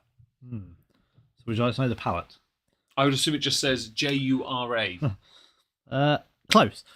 Sweet. Creamy caramel, soft apricot, and cooked orchard fruits. A touch of biscuity malt and a dusting of cinnamon sugar. That is not very similar. Not very different to the Jura origin notes you had. No, it's not. I'll actually go and get them just so we can. I have a feeling that's several of the same words, just not in the same order. Buttery hay barn, flaky pastry, spiced oak, tinned peaches, and dried fruit. Oh, okay, but slice. Oh no, that's the nut aroma. Sorry. Yeah. Butterscotch, honey, dark chocolate, dried apple fruit, lemon zest, dry oak, cinnamon spice. So we've got cinnamon, sugar. Yep. Okay, it's a little bit different then. But we've got Well, the cinnamon does it. caramel, apricot, orchard fruits. Caramel will be butterscotch in this, Yeah, and orchard fruits, apple fruit. yeah. So actually, it is the same. We're not far out. To be fair, it is exactly the same. It's just a little bit. The 10's just a little bit more zingy. Yeah. We like zingy. Yeah. It's like tartar sauce with your fish. Finish toasted oak and vanilla linger with toffee, a touch of custard, and a sprinkle bride, of cacao. yes, or spill into the ceramic heater. Not so much that, more blowing the candles up with such aggression, he blows all the candle wax onto Meg's hoodie, the very hoodie he's wearing right now. I had to go through 2 washes, hot washes, to get it all off. No, it went through 2 washes because your sister washed it Oh, on no. a cold wash to start with, which did nothing. It had to go through a second one afterwards when you'd gone because it still was leaving dark marks on it. I noticed she got a cold wash to start with and it did literally nothing. Yeah, well, that's because she normally does cold wash. Yeah. But it had to go through a second hot wash because it left dark marks everywhere. My apologies. Yes, well, you should be ashamed of yourself. It was definitely not intentional. Sure. I'm going to... obviously, we're not going to be lingering on this one too long. As far as I'm concerned, we're just drinking Jura 10, but no age statement. It is very similar, yeah. It's not, I'd say not quite the same lightness to it, but... Sweet shot. Yeah. It's Jura 10. It's very similar to the 10 on the shot. It's very Jura 10. I don't mind this, though, because... Well, listen, I can buy that for Dad when he wants to have a bottle of Jura. To be fair, I know I give my dad a bottle. I know he likes it. But obviously he's got a little collection right now, so he doesn't want to have a collection. Start weighing the boat down. Not so much that, it's more... Why is it tipping to one side? Oh, that'll be all the whiskey. Yeah, why not? A couple of bottles of gin as well. Anyway, no, that's fine. I don't mind that. It's not bad. We don't need water. Well, it's palate. Oh, yeah, sorry. Oh, impromptu. Yes, this wasn't Addition. planned, but next on the list... But it's is- interesting we've done it because it's good to know that actually what that is. Yes. I'm going to go and get it because it's over here. So, Next on the list, very superstitious. Dave is singing, and yes, he's tone deaf. Yeah, and that is the end of the He's singing so that we can't get the My NCA strike. 26th birthday whiskey, the Isle of Jura, Jura Superstition. You've got more this- of that than I have. Mine's like here. Oh, yours is about 3/4 of the way down. The thing about this is, it's very hard to find. And when I did find a bottle of this, would Dave like to tell everyone how expensive that one seller was putting it up for? Was that the one that was like 300 quid or something? £940. Oh, the £900 one, yes. £948.99. Not Nine- bad for a 30 quid whiskey. It was like 35, yeah, 35. Yeah, 35, because I think, whiskey wasn't it? shops still had it listed on their site. Yeah. 35. 949. Bitch, it still has decent run of velvet molded on the top of my cork, where It does. the bottle had detonated in my cabin. It got so hot in here, the diesel run of velvet detonated and went all over my Jura. But it's okay, the contents are safe. There's still some on the side. This and the one bo- detonated and went over your everything. Yes, we have to talk about that. Although this is tastes fine. Bit mouldy. Meg is currently licking dried mouldy velvet off No, his... no. No, this was the very first bottle of Jura I've ever bought. It has an Ankh symbol on it. Yeah. It's part of a two-parter series. For Jura, the Island whiskey, it is one of their very first entries into Isla whiskey territory. It's a peated non-Isla whiskey, but it is of the two the lightly peated. Prophecy was the heavily peated. Now, I had believed for the longest time until Dave corrected me. Bring the handy diagram back out. Yes, until Dave corrected me. I have the Ankh symbol on the bottle is for superstition. The Eye of Horus is for prophecy. Now, I had believed for the longest time that Dave had prophecy because I don't know. I always thought he would have been. I thought he would have gone with that because it made sense for us to have the opposing ones like Highland Park. We always seem to have things that don't quite line up in some respects. There are a few that match, a few that are like the opposite versions. Yeah. It's sort of it's a quirky aspect. It's like his Cab Bowl, my Cab Bowl. Yeah. His Highland Park, my Highland Park, and yeah, I thought the Yeah. Jurors would be it as well, but apparently not. No, I never had prophecy. I did look for it, but I couldn't find it. Yeah, that was the hardest one to find. That sold out so fast. Durac Zone was always out of Obviously, stock as well. yeah. Well, I was out. I didn't have a job either Never at really that seen point. Elixir. I never even heard of it. But I'd obviously lost my job in 2012 when I bought this. I lost my job right at the start, and I was completely screwed because I had money tied up in like a bond and. Meg had actually been like financially sensible and had like invested and put money away. Yeah, and I lost my job, like, and I'm wait, like, I have no money. I can't get to any of this. Yeah, I had to wait months to get my hands on it, and then it took ages for the benefit office to actually help me. And then you had to come back to Norwich to access an account with a book because they didn't have a branch near you. Well, I don't have to worry about that anymore. All the books are dead now. Yeah. Literally all of them. Even my very first book account's gone. Well, didn't you leave me your book at one point? I had to go in with like 4 bits of ID. Yeah. So the Jura Superstition is hard to find. It's not as easy to get your hands on now. It is possible, but you will not get it for the price we paid for it. No. This isn't one of those things where I'd say if you want to invest in it, don't bother. It's not worth the investment in reality. No. It's a ridiculously overinflated price. Very ridiculously it's very ridiculously overpriced. For what it is, no, it's not worth it. Because I paid £35 for a birthday whiskey. That's fair. Yeah. For the time, that was actually one of the cheapest ones because I bought Glenmorangie, Glenfiddich, Talisker. They all cost about 35, 40 quid. So, to be honest, that falls within the price range, but lower end. Yeah. This is back in the day when we thought like 60, 70 quid was expensive for a bottle of whiskey. Oh, yeah, because at that point, the most expensive bottle I had was a £65 bottle of Johnny Walker Gold 18-year-old Centenary edition, now worth over 100 at least. Yeah. Some places 200. Dave has a few of those, and rightly so. Yeah. After me. Now, we're going to have a glass of this because it has to be had. This is good. Yes. Well, also, it's peated whiskey. Yeah. And also, it hasn't been touched in a while. Oh. Ooh, Cork still got it. Slid quite nicely. Still got it. Still gave a satisfying pop. It's a chonk cork. Good chonk. Actually, I can get this off. There you go. I can get it off. Peeling. He's peeling it. I'm peeling it off because I don't really want it left on my cork anymore. Put on that foil and then. So we now have Superstition in our glasses. You talk. I'm going to get a tissue. Hang on. The tissue's over there. No. Yeah, I can't remember when I bought my bottle of this. But I have a feeling I had some of Meg's and liked it, so I bought some. To be fair, that's the story of our lives, really, because a lot of the times where I've acquired a bottle and you've liked it, you've immediately gone, yeah, I'm having that. Yeah. Johnny Walker Gold? Me. Yeah. Because I bought the sample. Yeah. You got the Johnny Walker Blue sample and then got your bottle. Yeah. I didn't get mine till over a decade later. No, this is true. Yeah, well. If it wasn't for YouTube, I wouldn't have Johnny Walker Blue. No. But that's the thing, though, because both of us buy whiskey, that means there's double the chance of trying something. Mm-hmm. So the other one might buy it because they might not have bought it themselves, but the other one's bought it, tried it, and it's been nice. It's a good way of discovering it. Yeah, I do think there are some where, obviously, I like it, but I don't want to buy it because I know the crossover aspect. Like, for example, Glenlivet's. I think they're fantastic. The only one I have in my cabinet is 15. Yeah. Because I don't want... I mean, I wouldn't mind getting 18. Yeah. Honestly, or the collectible 12-year-old one. You know, I wouldn't say no, but I don't want a collection of it because I don't want that crossover. Yeah. I'm happy to concede that because I know that I might get yours one day. You never know. Yeah. Or you might get mine. And you'd be like, okay, which ones did he lick? I think at this point we're just going to assume that all of them have been licked. Yeah, just get the disinfectant wipes out and be like, all right. Where's the Dettol? In the bathroom. Just open the cabinet. Yeah, just spray it all down. Just leave for 10 minutes, wipe down. Yeah. But yeah, it's just that thing of not wanting crossover. Like Dave has a couple Tamnavulins. I have all of them. Except for the Tempranillo. I don't have the Tempranillo. That was a travel exclusive originally.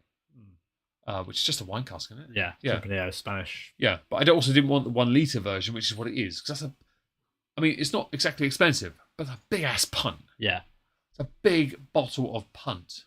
If I don't like it, it's a waste of punt. And since we've had 5 of the wine cask finishes and 2 of them were kind of meh. Yeah. The American one was bland and the white wine was kind of... The white wine was disappointing for what we thought it would be. It just didn't have much going on, you know? Whereas the Spanish, the German... the French, they had something good going on. Yeah. First time I can ever say I've actually been quite whelmed by having a German in my mouth. Yeah. Yeah. We did enjoy her body of the German in our mouth. It was very full-bodied. Thick Fraulein. Thick Fraulein. So, shall we have a sniff of this? And, if Yempi is not uncomfortable enough already, hopefully she is now. Dave is the one making that now weird. I'm just being Meg. I don't know if I put tasting notes up for this one. I do. Oh, good. So the colour is artificially red due to caramel colouring. I wouldn't say it was that red. Yeah, it's just caramel. Yeah, they've added some E number to it. To be fair, this one has been sat for over a decade, True, yeah. and it's not really been consumed much because I know there isn't much of it. Yempi sigh. Michael, Charles Dickens walks into a bar and orders a martini. The bartender asks, olive or twist? I like that. That's good, yeah. I like that. I see you've been watching those dad joke YouTube shorts then. Also, Yempi, that's a very British response. Scheiße. She's trying to be one of us. Oh, okay, I'll be German then. Yeah, das ist nicht so gut. Oh, how's the whiskey? What? Monetized. So, on the nose, fish oil capsules. Hang on, what? Do I need my omega-3? Cod liver oil, mate. Cod liver oil. Salty and fruity with candied apples, soft sherry notes, urinal cakes. What? It actually said, this is from Jura's website, by the way. Urinal cakes, almond paste, and a bit musty. I mean, it's been there for a decade. I get that part. Yeah, it's been there for a decade. Who's going around sniffing urinal kegs? Hang on, we talking beat before or after? I was like, yeah, that was going to be my next question. Because there's a very different smell then. If someone's been eating asparagus, it's even weirder. If they've been doing a lot of oysters, it gets even worse. I mean, I know we're getting old and we probably need to lubricate the joints, but I'm not What sure. are you fucking talking about? I'm not sure doctors take. Are you taking your omega-3? Yeah, I'm having Jura Superstition. My joints are fine. Says the man that was clicking his joints earlier. Yeah, but I do that all the time. I can do it now. See? I can click my ankles all day. I click my spine at least twice a day. Urinal cake. Yeah, it's on the tasting notes. See it on the nose. It is literally on the screen. We are not lying. I tell you what, this smells like Glastonbury. Oda Music Festival. After 3 days. Yes, it was a urinal cake, and now it's a urinal dot. See, so it smells like, yeah, a bit of chewing gum. It smells like acid. And I don't mean the sulfuric kind. I mean the kind people have been taking. Oh, dear. Shall we have a little taste of our urinal cake? As long as it doesn't taste of urinal cake, yeah. If it does, I'll be so annoyed. I don't recall it saying urinal cake cask finish. It says here, subtly sweet yet smoky. All right. That's a different golden shower. No. Oh no, stop clicking. Wait. Oh no, wait, no, stop, no click. Wait, what? I think it's it's either triggering her or arousing her.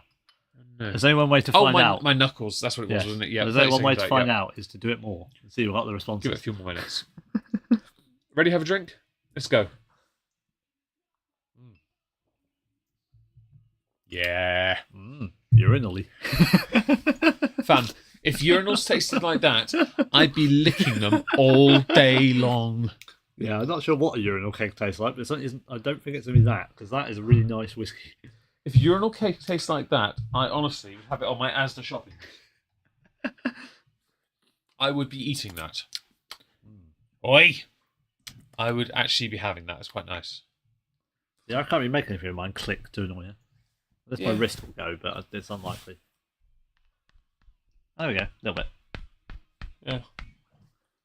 I can do it, I just need to find the angle. If they think that's good, oh dear. Very true.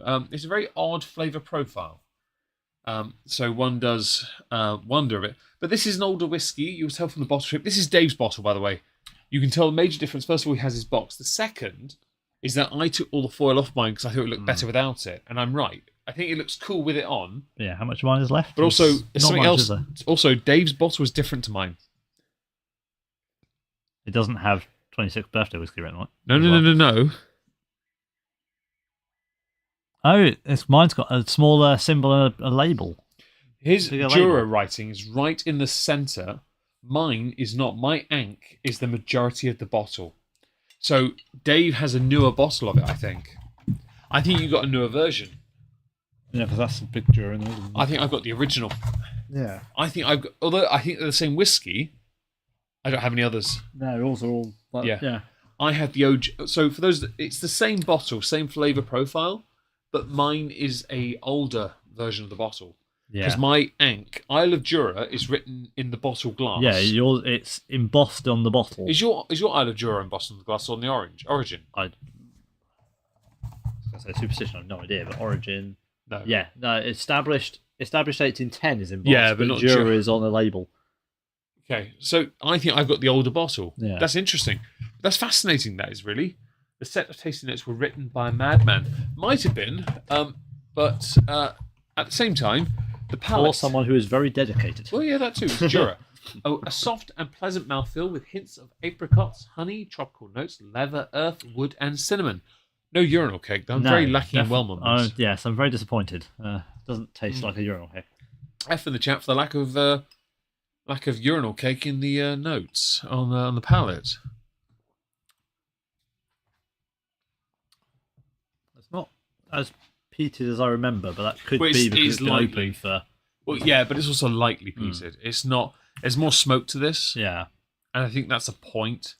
Don't forget this is a 43% Scotch. It's not, And it is at least 12 years matured from what in the bottle from whatever it was in the barrel. Yeah, so it's also much older. It's just been sat there for longer. Yeah, the decay as well plays a part. Yeah, it's obviously half empty, which means it's oxidized. Well, it is now as half well. empty.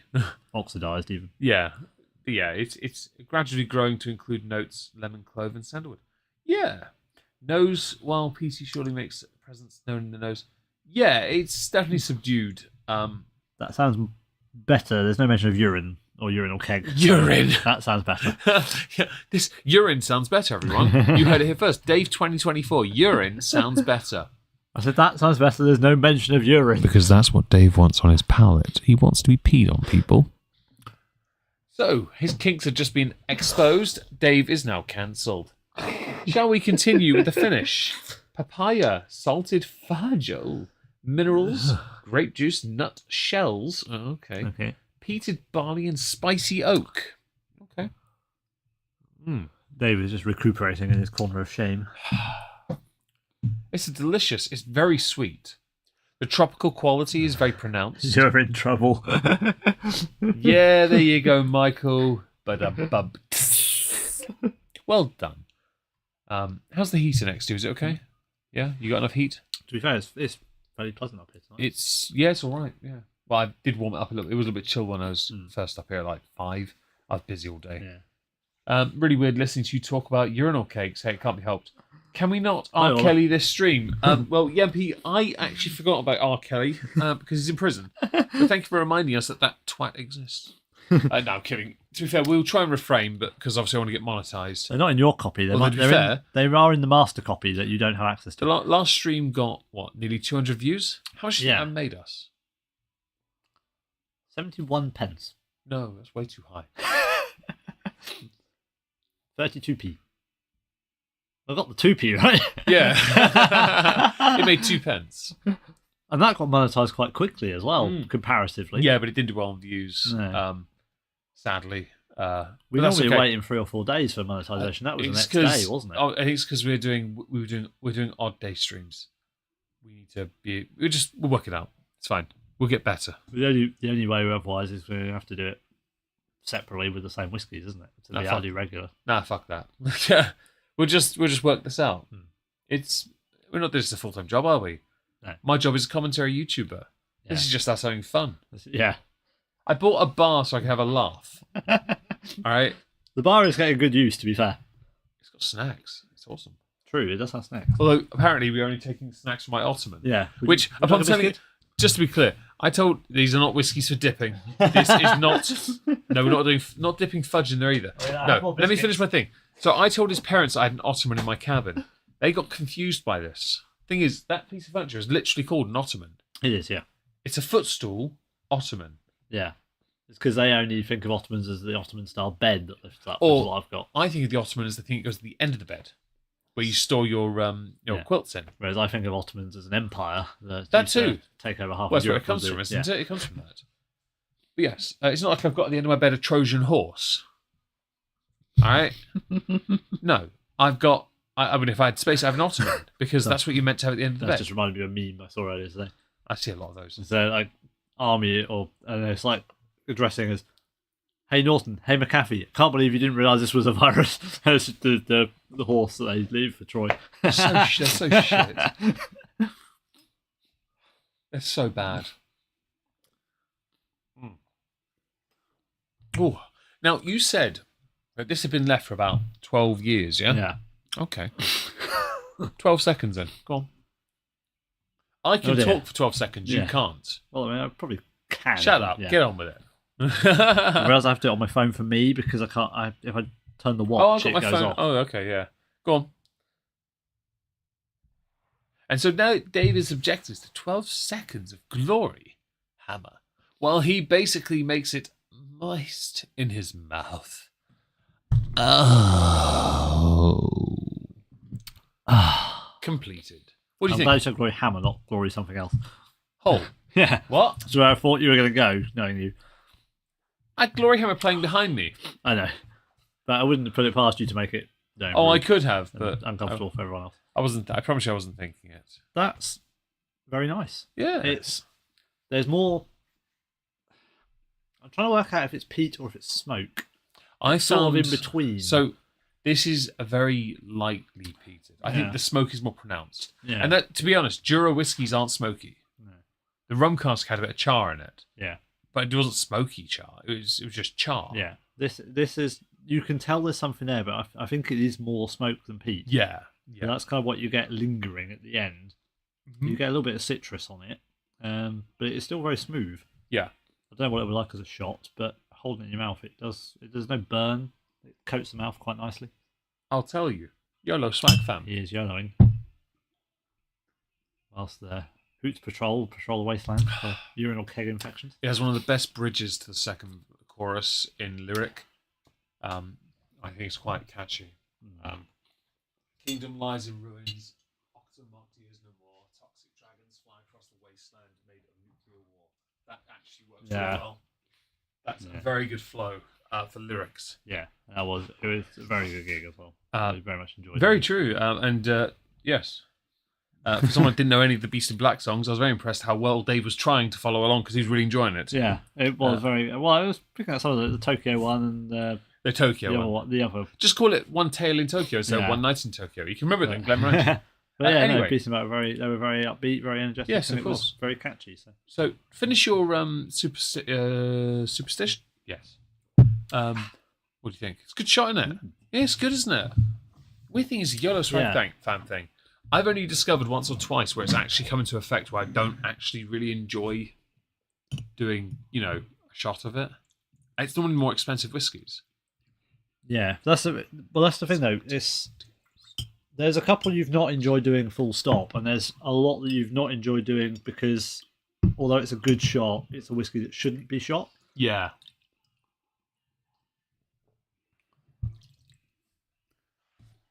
That's a really... So, just the thing as well to add about the superstition. Generally, it doesn't get touched that much. And the main reason why is because I don't want to lose that bottle. As you can see from mine is at least around the bottom of the label. Yeah, so mine is like a quarter full at most. If I could ever get a replenishment, even if I was able to buy one bottle, replenish mine, and then replenish Dave's with it, I'd do it. And then I'd drink more of it.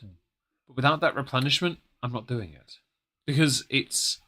First of all, I'm not willing to spend the amount of money it would cost to replenish it as well. It's too good for us to get through and drink and not be able to replace, but it's not good enough to spend the amount of money we'd have to spend to replace it. So, let's say hypothetically, I found a bottle for £100.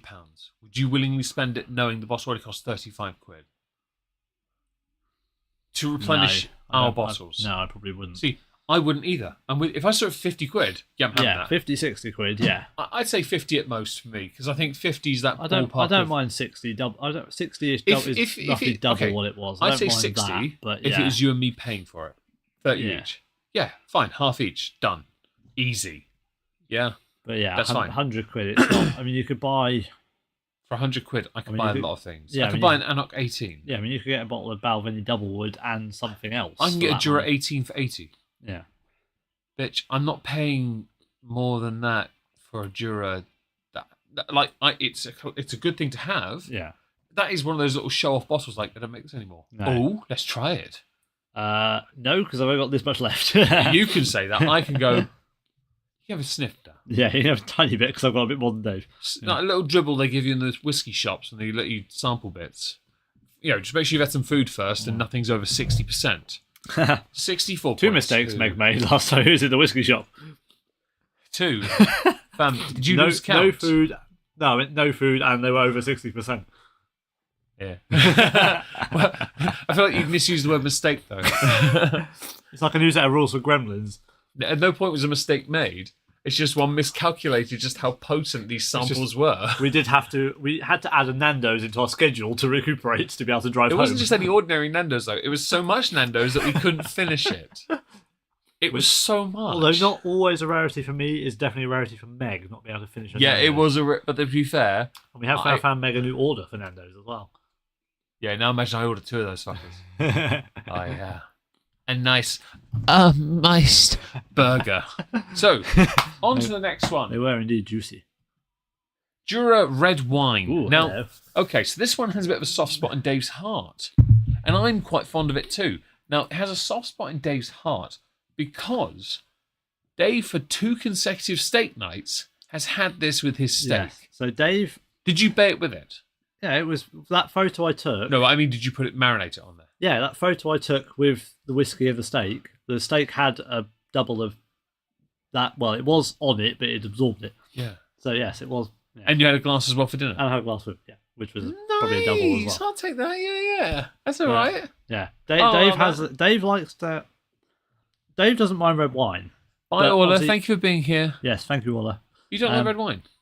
No, I do like red wine. Oh, you do. Sorry. But my issue is, I either have to open a bottle and drink the bottle in a night, which isn't going to happen if I have work because that will give me a hangover because wine goes to my head, or I have to spread it out, which means I have to plan my meals. Now, I had steak last night, and I'm here tonight, so I couldn't have wine. I didn't have any anyway because I forgot to get a bottle while I was at my parents. Because my parents basically give me, well, they've given up with buying me stuff for Christmas properly, so they just basically say I can have like 6 bottles of wine, and I just take them as and when I want. From their collection. But I forgot to take any when I was there doing photos for the Instagram, which we will see over the course of the next Yes, few we're weeks. taking some photos, yes, of course, yes. So I was like, oh, well, I forgot the wine again. Jura. So yes, I've been having to be fair, Jura red wine cask as a substitute for red wine with my steak. To be fair, can you really say it's forgotten when for 2 consecutive steak nights you've had the same whiskey, which for once makes it look like you might actually finish a bottle of your own whiskey for a change? Yeah. Well, to be fair, there's not too much left in that. You're not going to finish that. Not really, no. Shut up. Don't be a tart. You're going to finish that because you can replace it. Yeah. But yeah, I've been using this to marinate my steak and have as my glass of red wine, in inverted commas, with my dinner. Now, the Jura red wine cask, I will admit, is quite nice, isn't it? Mm. We've had a glass before. I've had at least 1 or 2. Yeah. It's a nice... Well, obviously, it's been touched. Yeah. It's a nice whiskey. I think it's very nice. We've had yours, so because I only opened mine a couple of weeks ago. It doesn't say which red wine casks it is, but this is where I'd love to compare it one day. Like, we do want to do a red wine cask finish stream, but sadly, we don't have open a coup de grace that would annihilate all of them. The Singleton 15 Glenord. 2022 special, Diageo special release, yes. Because I had the 20CL, we opened it, had a glass, we sat down, both went, oh no. Yeah, that 20CL is no more. That was an instant, like, we did that on stream. I don't know if it was Twitch or on YouTube. We both looked at each other and went, oh no. I'm sure that was a YouTube stream. Yeah, that would have been an oh no, oh shit. That might have been a gaming thing when I did gaming. That might have been still when we were gaming, drinking while gaming rather than drinking while drinking. Yeah. But yes, we don't have an open. We don't have an open version of it. Sorry about the on there, folks. Yeah, that would be the one we'd have to acquire, wouldn't we? If we did that. I'd like to also apologise for the picture. You'll notice the box of tissues. That is there because of Dave. At that point, I think he had a nose issue. Yeah. Yeah. I did last time. So we took the photos when Dave was still having We forgot to move. Yeah. Malfunctioning nose problems. But yes, we've got red wine cask finish. We're quite fond of it. I like that it's a steak whiskey. Sadly, we're doing Johnny Walker Black at the moment still, but I need to know where it is for next time because it never moves. It literally exists there. I literally couldn't find it last time. I looked through all of your bottles. So I was like, which one is these is open? To be fair, yeah, it's right there. We know where it is now. I think afterwards it will be the Seaweed Neon's Isla 10 because it's an Isla. Come on. It smells banging. Have a smell. It's right here. Oh. Dave's having a smell of something. It smells fantastic. Ooh. It does, doesn't it? Yeah. It's got bits of Lefroy, but a little bit of Highland Park as well. Yeah, it's got a nice quality to it. I like that. Anyway, yes. So, would Dave like to pour us a nice little ooh, that came. So that definitely came. Yes. Have I finished with water? I have. Yeah, we can't water our drinks down, David. No, water and wine doesn't go together. Doesn't, does it? You turn water into wine rather than. To be fair, I'm not really. Weird thing is, this is one of those really odd things where we have to mention, repeat it. In fact, Meg does not like red wine. He really doesn't drink red wine, and yet Meg can happily drink red wine finishes and whiskey. No, because that was because we actually last year we had Jam Shed. Year before now, actually, we did the barbecue. God! It was the year before that we had that. Yeah, and we. Did I give the glass away? Or did I keep it? I don't know. The tankard thing. We had the jam. We were in Sainsbury's and they had Jam Shed wine, £6, and you got a free glass tankard thing. So we both bought a bottle of different variants of red wine. I think we worked out Meg preferred my one, and we may or may not have had a significant fire incident with the barbecue by pouring some on the steak that was on the barbecue and flame grilling it in wine. Yes, the flame went quite high. I slightly had to run away. Meg went bosh, Dave went ah! And, actually, I believe I went yes! And then Meg went yes! No, I only have a Kraken one. And his sister videoed it all, much to our amusement.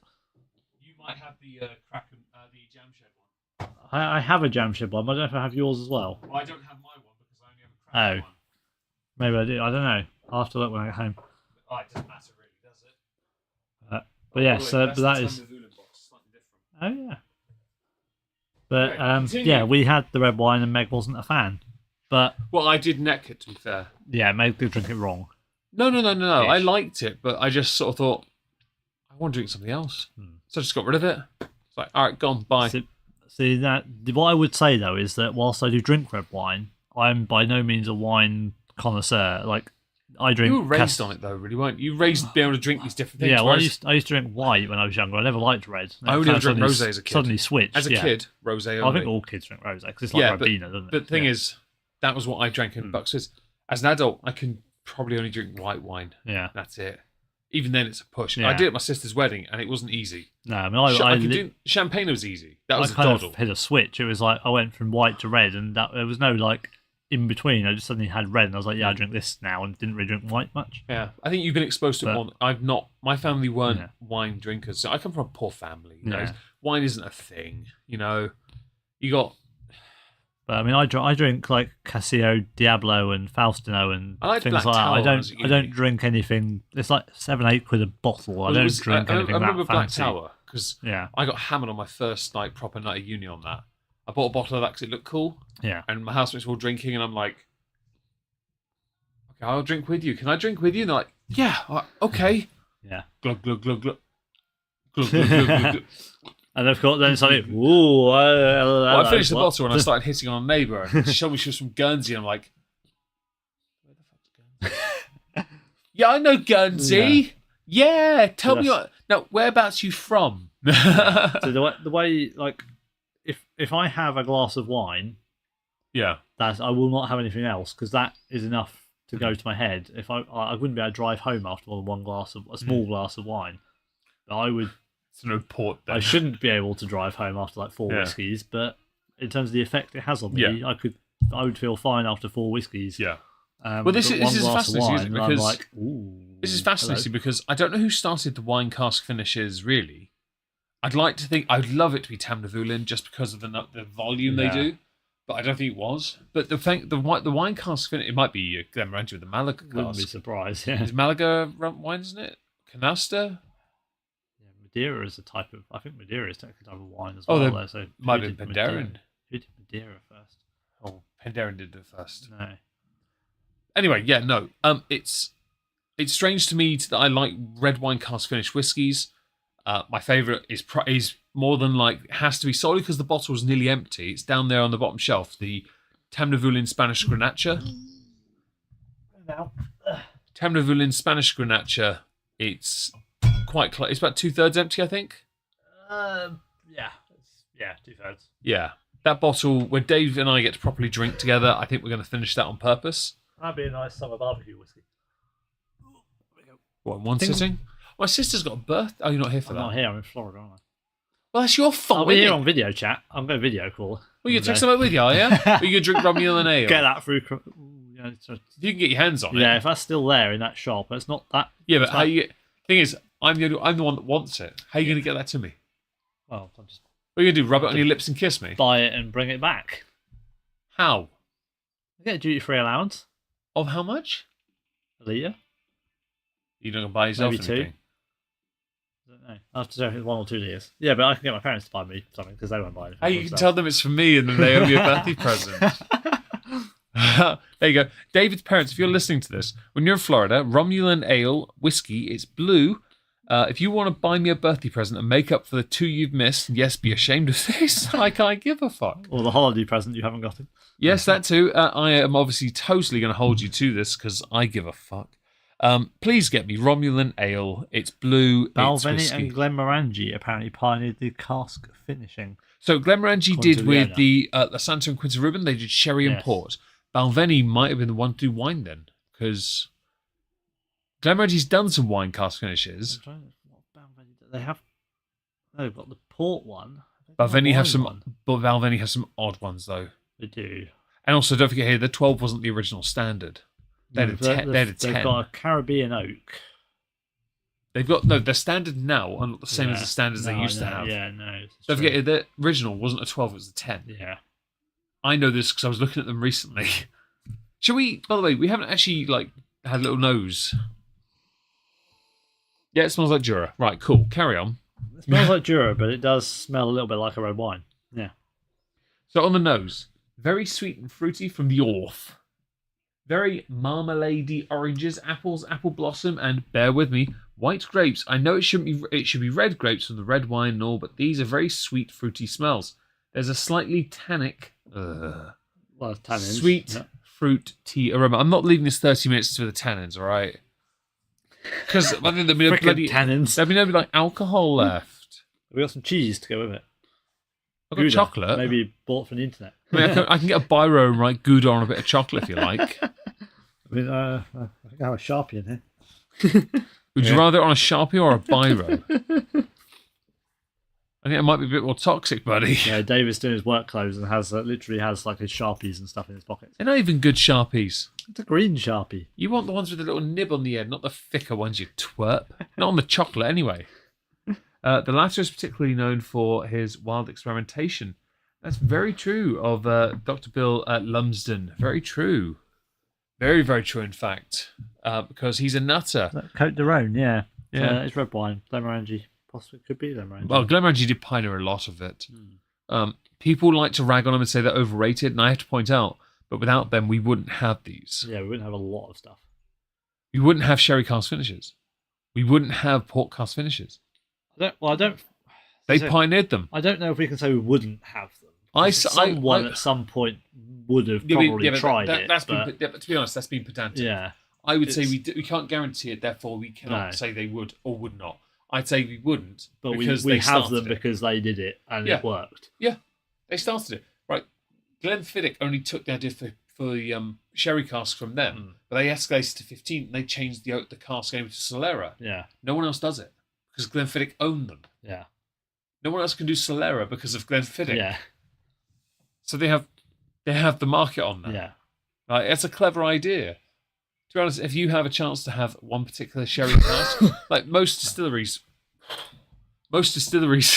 do like Oloroso Yeah. because they're the most readily available. Yeah.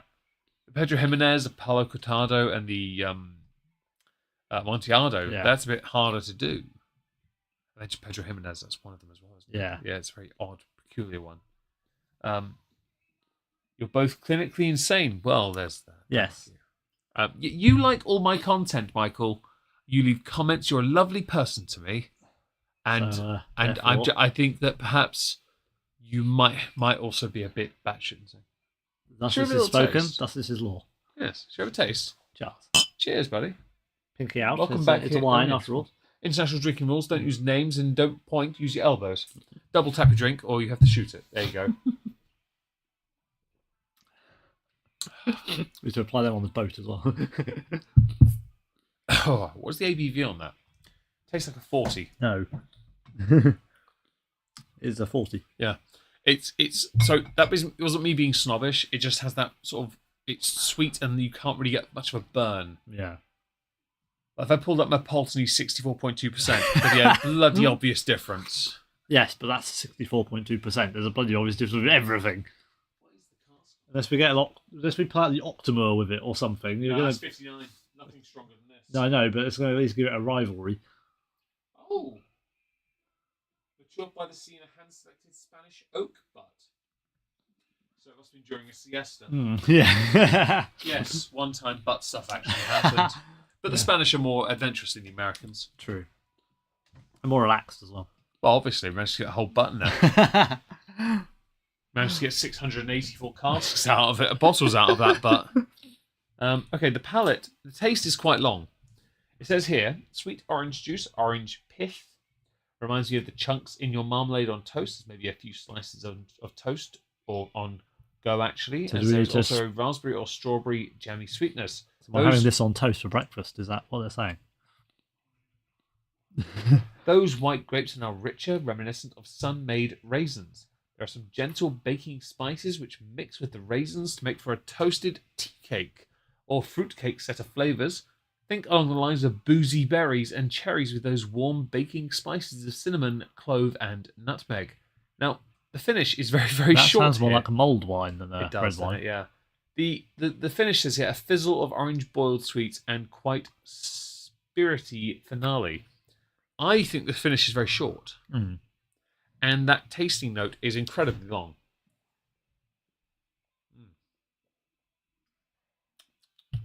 It's a lovely whiskey. I've not had this with steak dinner. So would Dave like to tell us what it's like with a steak dinner? And on the steak?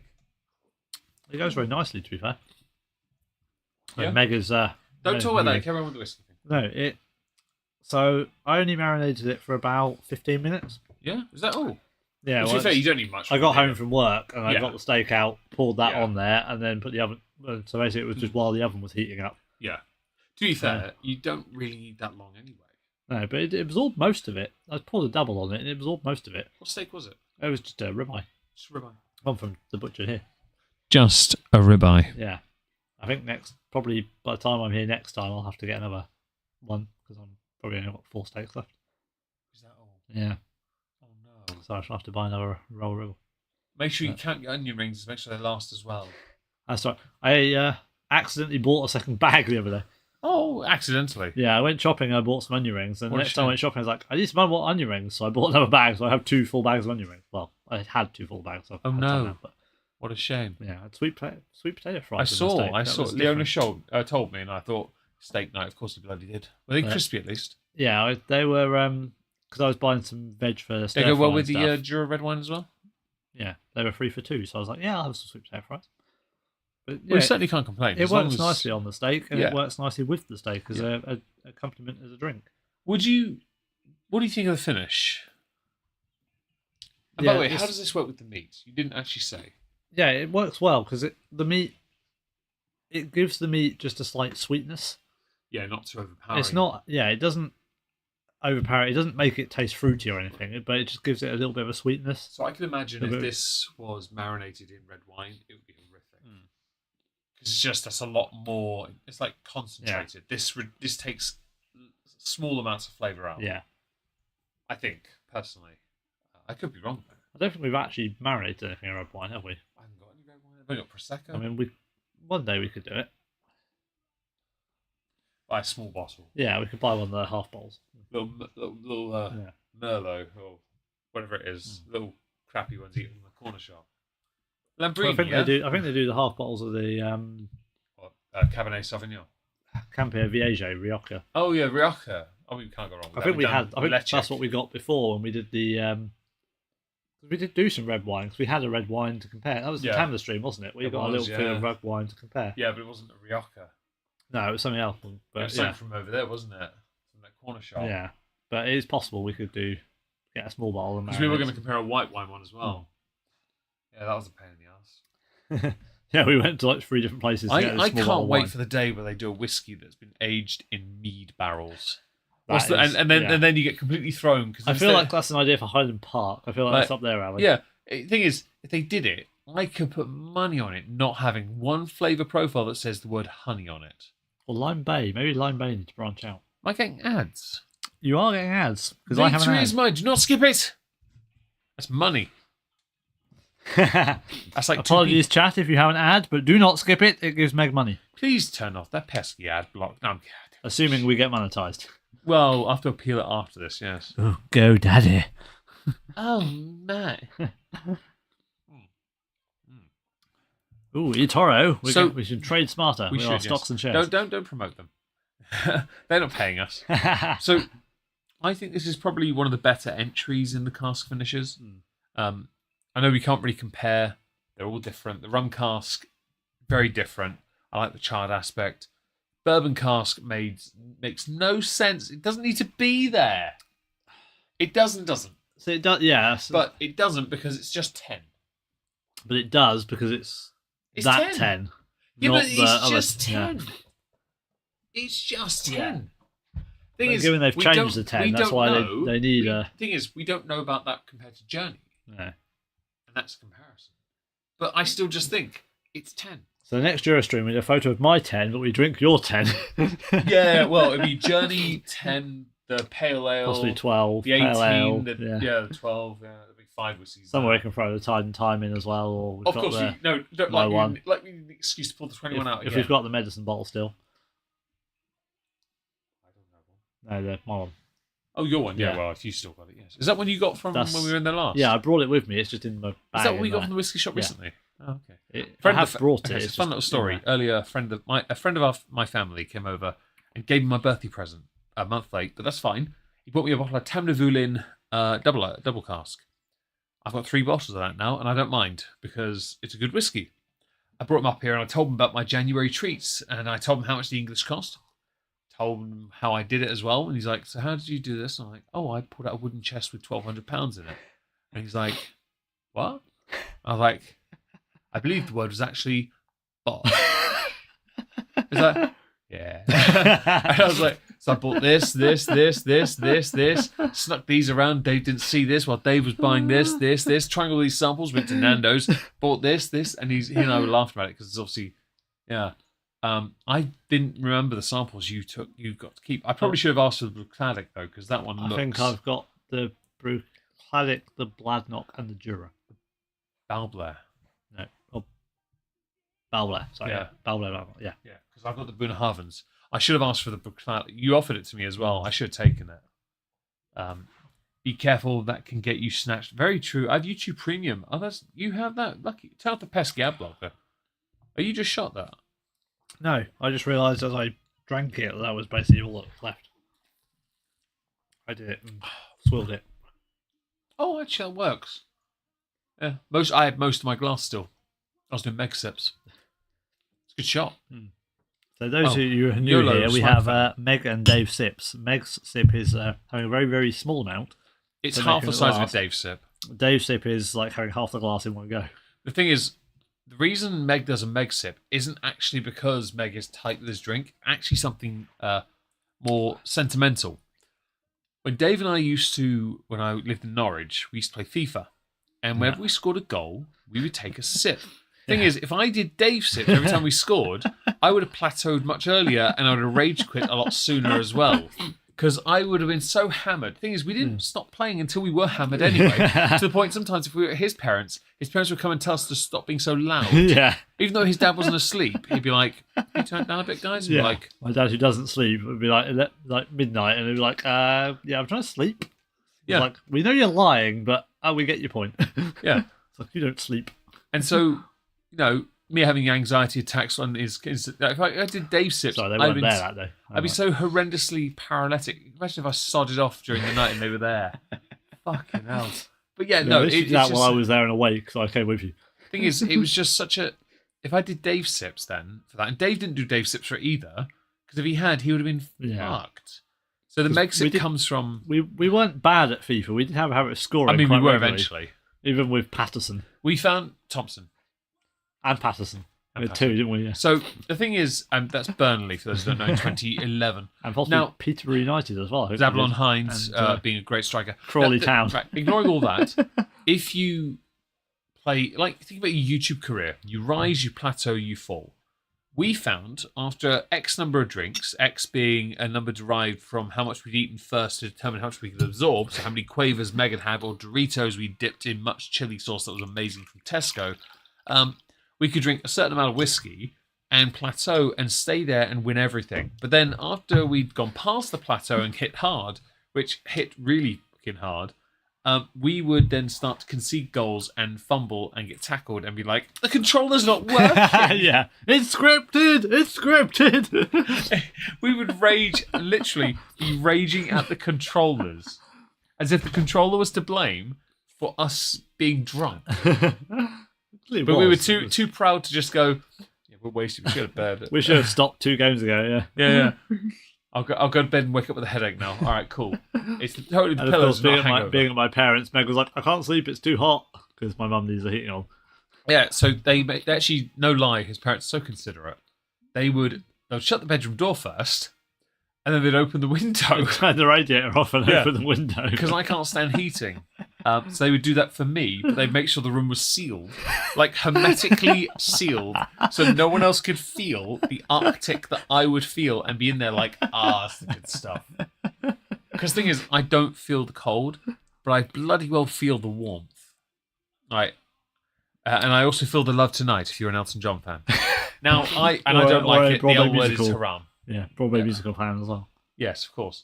Now, I will admit, his parents were always very good to us, so I did adapt my language and behaviours to not offend them as much as possible. Like if ever a profanity had to come up, I'd have to preface it by saying, I'm going to have to swear now, but there is context. And so like the Lord Twattington and Nobbington Manor mug I've got in a box in the loft now. I was like, I got this mug, it's got obscenities on it. I'm going to tell it to you and I won't say it again.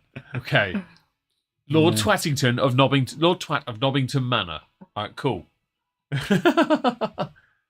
You can't sleep with heat either. Well, then I guess you'll have to sleep in a bed on your own. But you live in the south. No thunder for you. What? Anyway, next on the list is Jura 14 American Rye Cask. That one. Yes. Now, this is my current Twitch stream whiskey. Now, I have 2 bottles of this, accidentally. One is here, and the other one is here. Yeah, so he points under the bar. The reason why it was an accidental purchase a while back, and I decided, because I've got 2, one goes for Twitch. I've had 1 glass so far, because people haven't picked it much. And I will say... #blame MP. I will say that at first, I didn't think it was that all right. I thought it was a bit watery. American rye immediately brings out flavours of impact, doesn't it? Normally. Yeah. Well, this, to me, for what I expect of a rye cask, lacked in whelm. Non-whelming. Well, it just didn't feel as impactful as others did. I'm getting a numb backside thing. Make us up. Yeah, I'm going to have to move the stool, so expect some square dancing. The fidgeters go. Yeah. No, it's I'm getting a numb backside. But yeah, the rum cask, I expect a bit more whelm, a bit more punch, but this is 43%, 40%. 40%, yeah. And it just doesn't have that rye sharpness. No, rye you think of as being not sort of a bit unrefined, It's a punch in the quite a bit teeth. coarse. It's like chipping your tooth. That's what I think of it as. When my brother-in-law, The man who's currently undergoing medical treatment is probably well qualified to. I'd love to show you the damage. Honestly, it's quite horrible. Makes me feel look like I'm homeless. No, Beard also helps with that, but you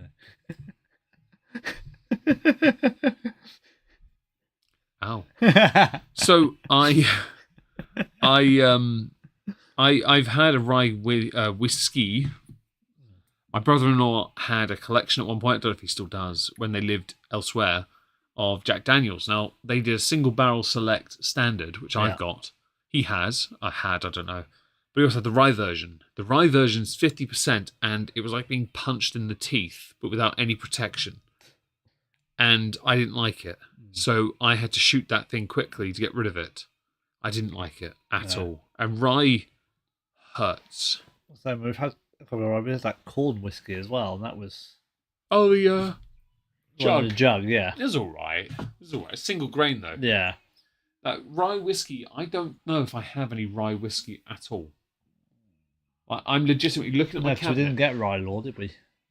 It was on my list, but it was I replaced it with Lefroy 16. Yeah. Then I replaced it with the entire collection of Mortalex. As you do. No, well, as you do, yes, of course, absolutely. If opportunity No, I presents don't itself. think I've had any rye.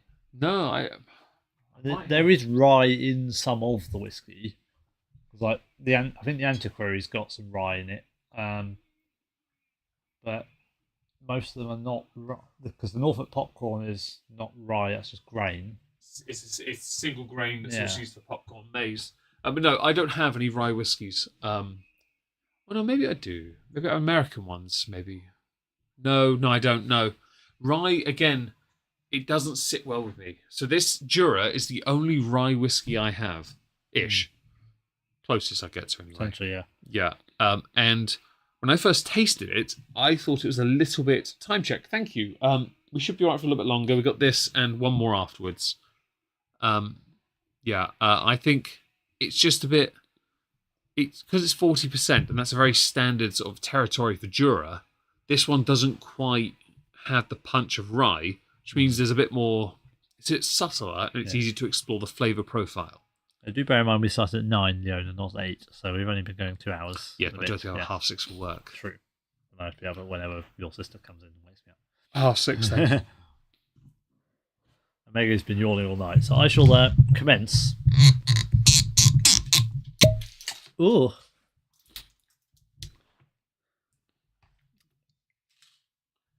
We are pouring. Well, we have an hour anyway, at most. Start the countdown. Start the timers. Yes, well, of course, get the clocks ready. I've got to set my bed up as yet. Yeah, good luck with that. Anyway, yeah, that one stays there because I'm going to take it up. I'll take that upstairs. Well, tomorrow with the Isla thing for next Saturday when I get a chance. Wonder if I can drink alcohol after an extraction. Not for probably a day or so. Sweet. Just let it heal. I can't wait to tell my Twitch followers that. Yes. Try and hydrate water. Well, it won't be that because I have to go. Yeah. I can't suck on anything. A straw and suck it straight through. Can't do that because it'll make mouth bleed. Really through a straw. If you do it through a straw, you create a suction in your mouth. Jesus. I did that a few years ago with a so for those who don't know, I had So to have prepared. for those who don't know, a few years ago, I had to have a tooth extraction about 5 years ago, right at the back next to my wisdom tooth, and after giving the man who did it nuclear codes to our country, to Titan actually, Triton, whatever, I went to my back here because my sister was having a party. Don't remember what it was for, but I was talking to a friend who was telling me about a partner. I assumed husband but turned out it was her wife. And I was like, okay, you don't act like someone who's typically of this particular orientation, but okay. My sister thought I was hitting on her, and I was like, I'm going to have to correct you here. I really am not. I thought she said partner, husband. My mistake. But I was using a straw and forgot that the dentist had told me suction would keep it bleeding, and it did. The only issue I have to worry about that day, which is not this Wednesday coming, the one after, which I've paid in advance, which pisses me off because I can't get the Rosal 12, is that I I know that it's the top of my mouth. It's going to take ages to heal. Yeah. It should be quicker, but it's a massive molar that I've broken the front off entirely. And it annoys me because it was an easy tooth. And it was a soft nougat I was meant to have. I bit into it, it wasn't soft. Yeah. And it aggravates me because I've had to spend so much money to have this done and I have to wait another 10 days to get it fixed. Horribly expensive. Yeah. Even with the NHS. He'll pop the clot if I have something pulled can cause dry socket. Very true, yes. But thankfully, I'm not the type to do that, Dave. Leona, sorry. I know the rules and I'm smart enough, because I've had this done before, not to make this mistake. Although I will say, back then I wasn't drinking as much whiskey as I am now. No. But I will forgo alcohol for, I think, about a week after that surgery. Well said. I will forgo it for about a week because I think that's a reasonable amount of time to allow it to properly set. I'm not going to use language like clot too much because I don't want to make anyone feel uncomfortable. I want this to be as welcoming as possible for the 10 people that are still suffering us. We do appreciate your suffering. Thank you very much. So I'm going to put up the tasting notes. It says here, zesty wafts of fresh lemon peel, candied orange, open things up, followed by urinal cake, mint leaves, and blossom. None of that. Okay, I should probably say that urinal cakes wasn't on there. Even if it was, I'm not getting that. It's really mild, isn't it? Yeah. Or should we dive straight into the flavour then, mate? Yeah, let's go for it.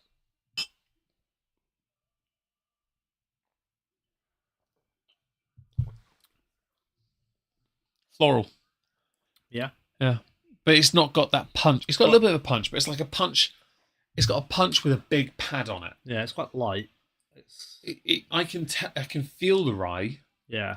But it's rye that's suppressed. Yeah. And I think that's I think that might be the 40%. I get what you mean by that. Yeah. You can feel that it's trying to do something, but it's held back. Yeah. I think the ABV saves us. Because if that, can you imagine if that was like Jack Daniel's rye 49% or 52% or something, yeah. 50. So can you imagine if that's 50%? Yeah. That would be a straight up me punching you in the chin. I don't want to do that. No. With the rings. It's just not worth it. No, the rings is at least 55%.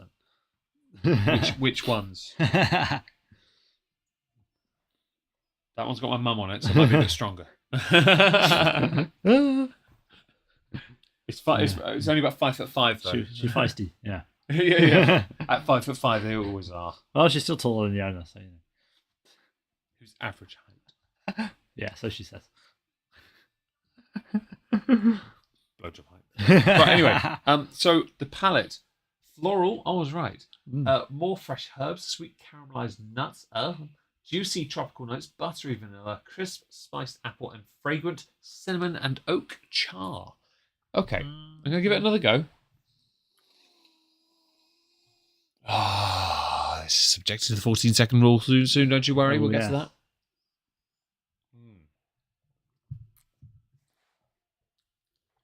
So that finish is short. Really short finish. It sort of builds a little... Yeah, it's like... Yeah, very suppressed finish. But so really I did it with the hand motion of like an explosion. Contracted. But yeah, no, it sort of just hit... It sort of comes then and goes... you know what it's like? It's like a bully egg. It's like a bully. It runs up to you and tries to hit you and goes, hold me back, hold me back. It's like, I'm here, I'm gone. It's a flash moment. Yeah. Like, who am I? Johnny, the tackling Alzheimer's fish.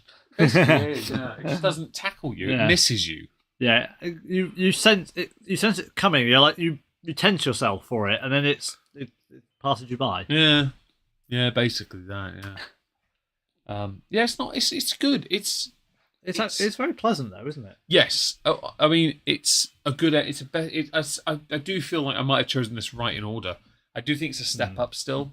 This was the one I was probably most worried about. Yeah. I was like, right, given what Jura's like, is this going to actually fit with a Jura? When I was looking at ones I did have, I was tempted to get a 12 and buy it just to replace it with the 14, so I didn't have to do the 14. But then I've had the 14 on stream once. Everyone chooses Monkey Shoulder because the bloody name. Yeah. But Monkey, Glenn, Monkey, Glenn, Monkey, Monkey, Monkey, Monkey, Monkey, Spunky, Monkey, Monkey, Spunky, Spunky, Monkey Shoulder. Okay, cool. I'll go with that, I guess. Yeah. So, as I said earlier, #blame the MP. Or hashtag blame I think Nathan, because they're the two Yempi's- drink styles normally. I think Yempi's chosen Glenlivet more than anything. Yeah. He's been good about it. Captain's Reserve. Can't complain. Fair enough. Yeah. It's a toss-up between that and the Monkey Shoulder. It'll be finished first. The best one and the most mediocre. Yeah. Can't complain though. Monkey Shoulder's still good. It's just on the... Although, to be fair, Tamavulin American Cabernet Sauvignon is really bland. Gets chosen. It's all right when you've had about 5 glasses of it, though. It's all right then. It's not bad. Okay, so I'm going to do 14 seconds, Dave. Okay. Yeah? I will. It's my whiskey. It makes sense I do it first. Pair. Although you're going to do the Jura 21, don't you worry. Oh, joy. Yeah, you get to go first on that. What a Ready, shame. you up? Yep. Counting down. So this is going to be interesting because rye does have a tendency or a sort of reputation of being quite punchy. So it's going to be interesting if you actually hold it in your mouth for that long, whether it really gives a kick or whether it actually sort of dissipates. We are at time ended. The facial expressions suggest it has given it a kick. Yeah, that's a kick. I was getting some kind of pastry bready sort of flavour throughout. And then the build-up was just... It was getting there. Yeah. It was getting there. You should try that. Do you think it needs to be aged a little bit longer? No, I think the ABV needs to be higher. I think the ABV needs to be higher. I think it builds, but there's a bready sort of puddingy, like pastry flavour there. And then the intensity builds over time. You got to work it over your tongue, though, when you're doing it. Because it sort of gets there and it's sort of working its way. But it's not complete, but it's trying.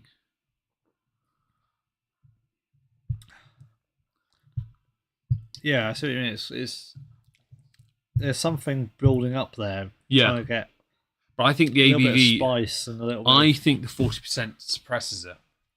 yeah. I think if they did a cast strength of that, that would be an absolute... I'm quite impressed with how smooth that is, though. Can you imagine a cast strength? That would be a straight up elbow to the jaw. Yeah.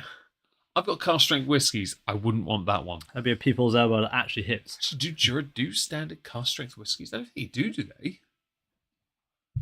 Dave's going to look this up because I don't think they do a standard... Welcome back, Leona. I don't think they do a standard cask strength whiskey. Bunnahabhain do. Lefroy do. Pulteney do. Well, they do single cask. Limited edition, 64.2% was my strongest whiskey in my collection. Yes, next to Glenfarclas 105. Also, by the way, a standard whiskey. Actually, no, the Old Pulteney is not a standard. Porterskeg do a standard cask strength. Singleton do, but Diageo only. Dalmore do, don't they? I think they do. Either Jura cast strength 30-year-old. No, it doesn't count. Not a standard. No, not a standard, but that's the only thing. But there is a standard, another standard whiskey I have, 15-year-old, English, 44 Founders seems to be the highest. Private Cellar Batch. Dave actually has a standard 17, well, not standard really, but a 17-year-old cask strength whiskey called Highland Park, because his name is really Simara.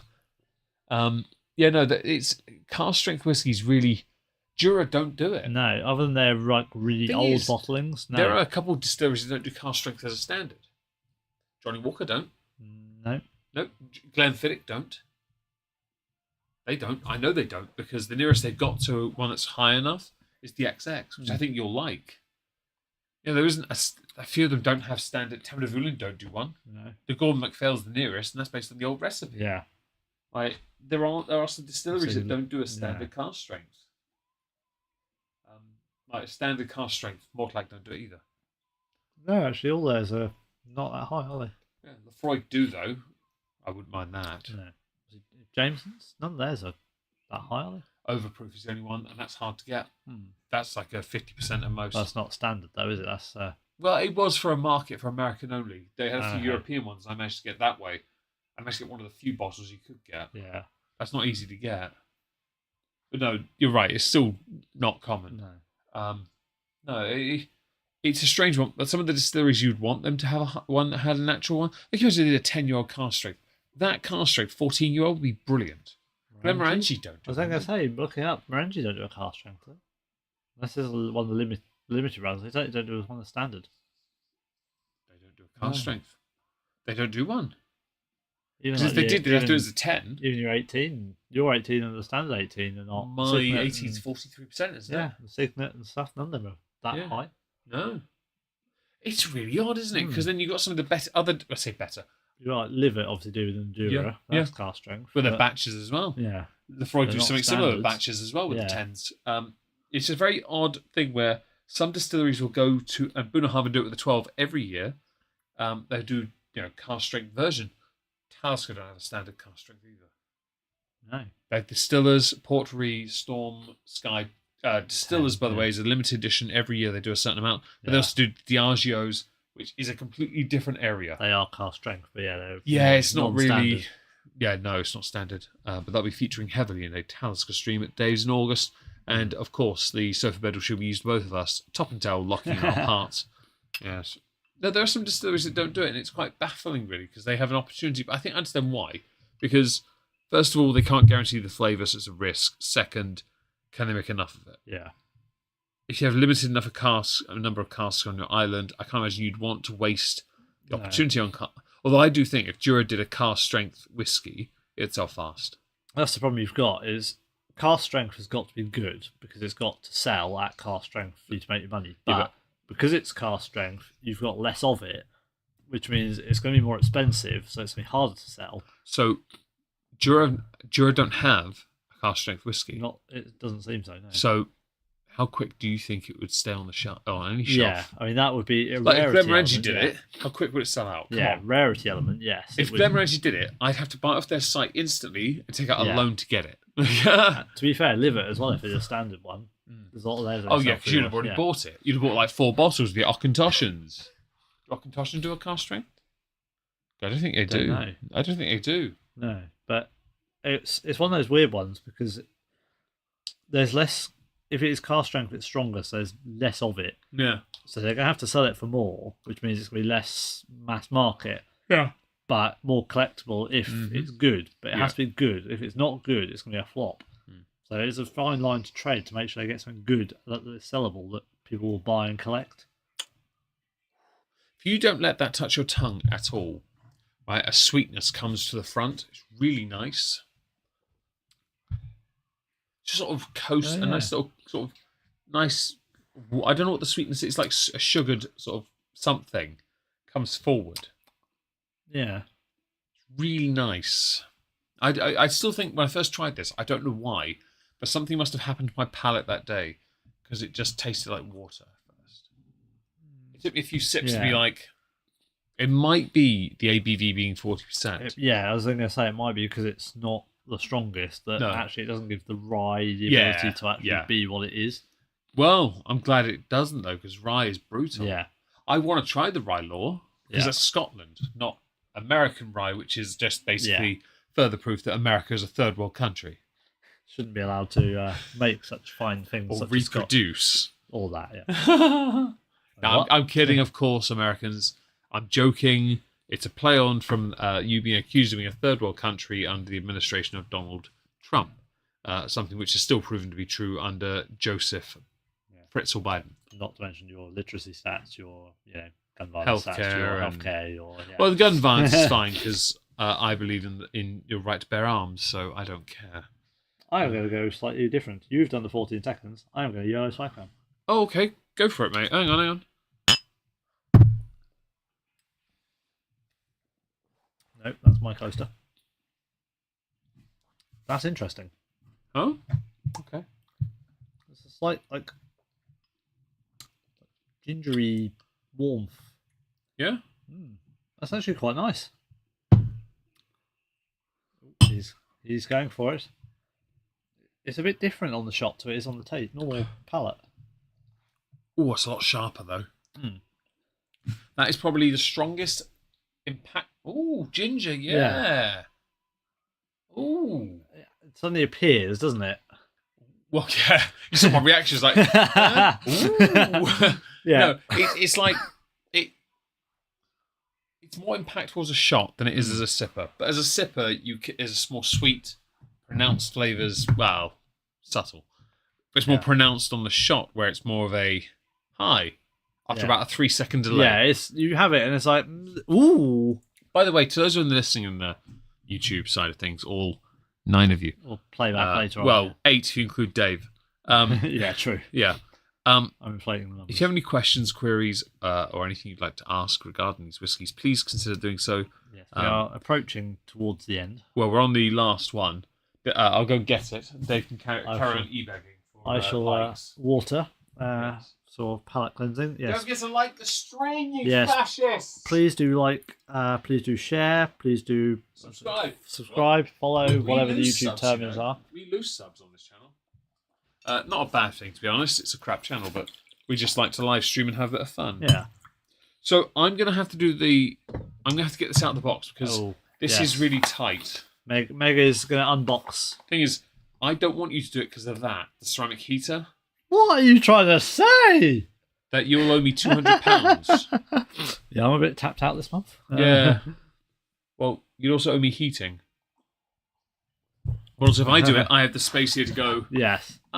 So I now need to get purchase. Meg is currently unboxing the next whiskey, which does require some effort because it is well formed. This is I will argue, this might be my favourite bottle I have because it is interesting. It's a frosted glass.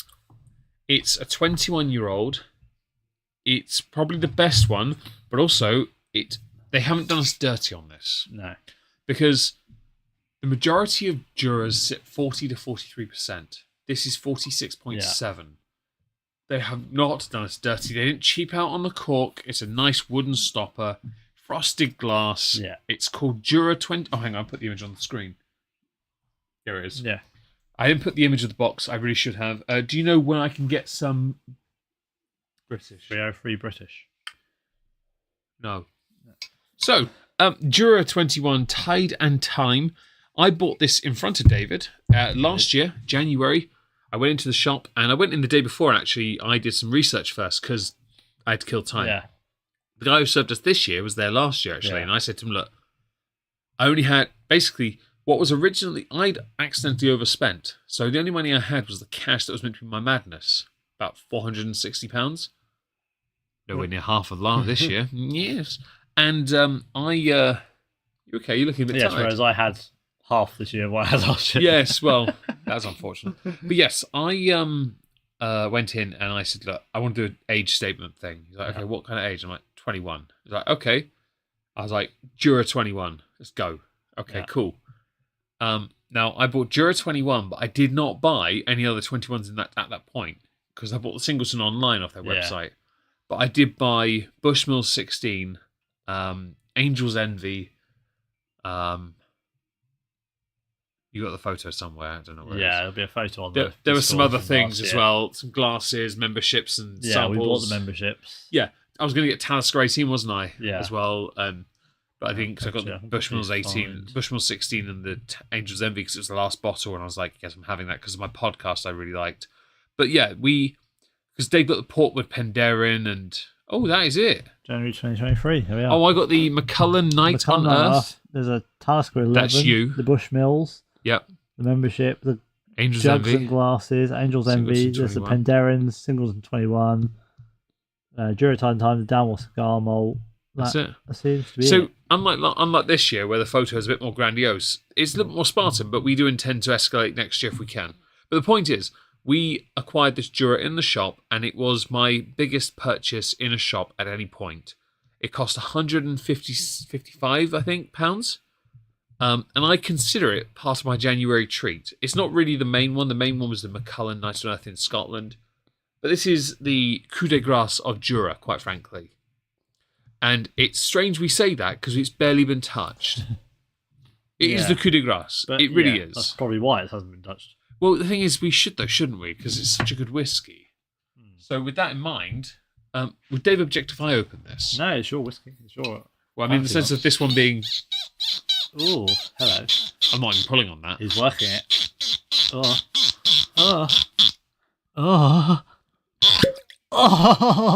that was a good sound as well.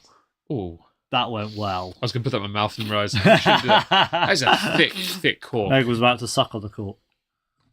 It's a pacifier. There you go, buddy. All yours.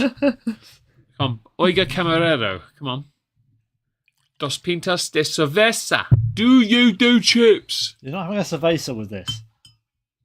No, but that is a cerveza. This does not need a beer. It's the kind of cerveza I'll drink, though.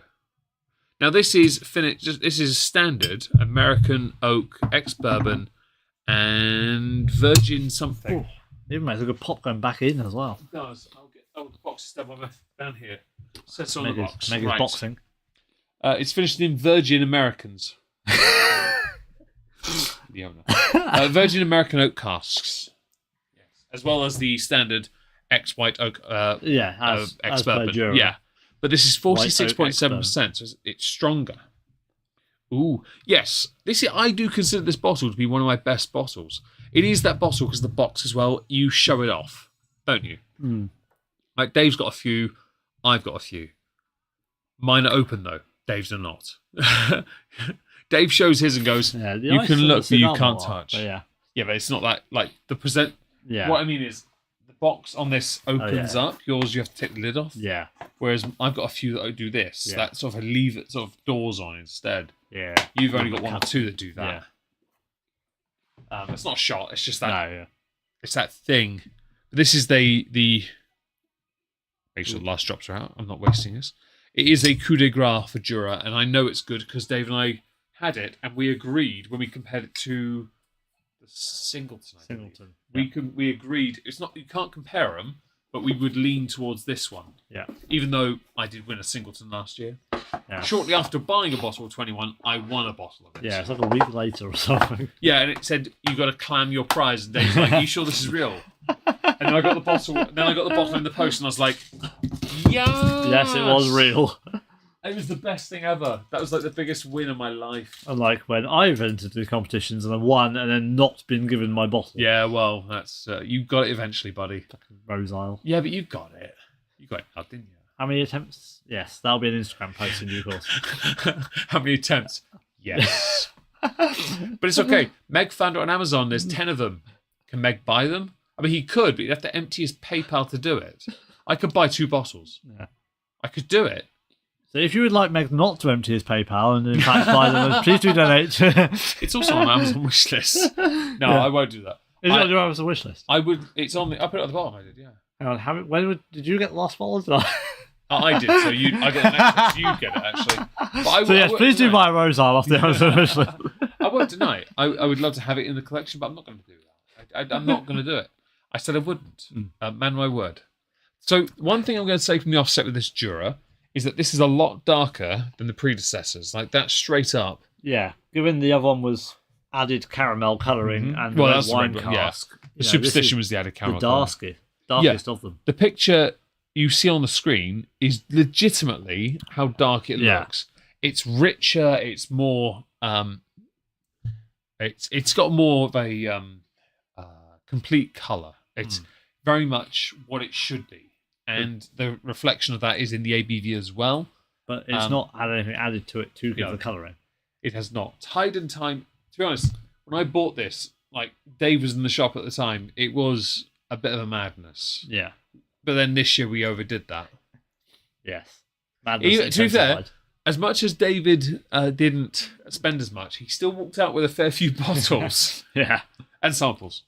Although they were just because I pulled out one of cash and the guy's like, I could shut the shop. You know? I was like, that's my day done. How can I make this more fun for me? Yeah. Yeah. Here we go. I could drink some samples. Let's have all of this with you guys. Yeah.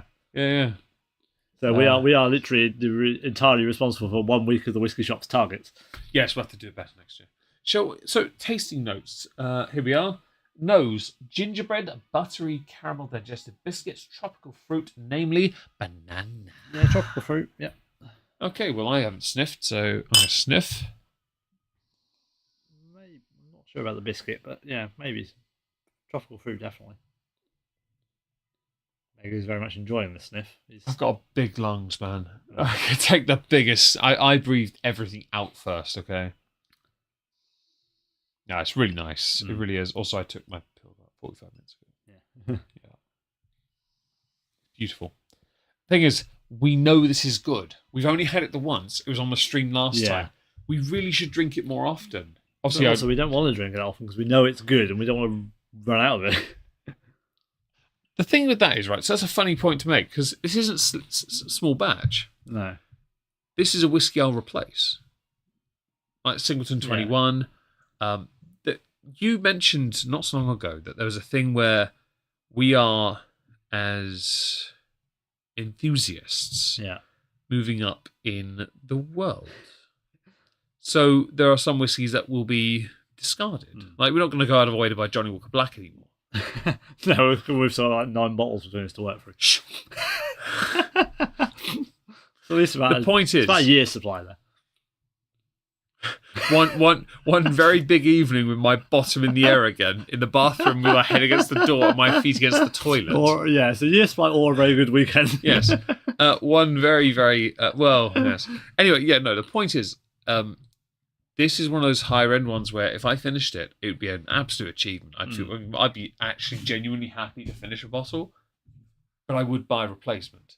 Bear in mind, dear, what was the average price? What was the average price of the bottles that between us we bought in January? Don't say number on there, but was it around the same price as that, or was it higher? Yes. Correct. Now, plus X. 10 points to Gryffindor. Squared. Yes. Cube rooted, and then of course rounded up because we don't like to cut corners. Anyway, the point is, it's one of those ones where I would actually replace it.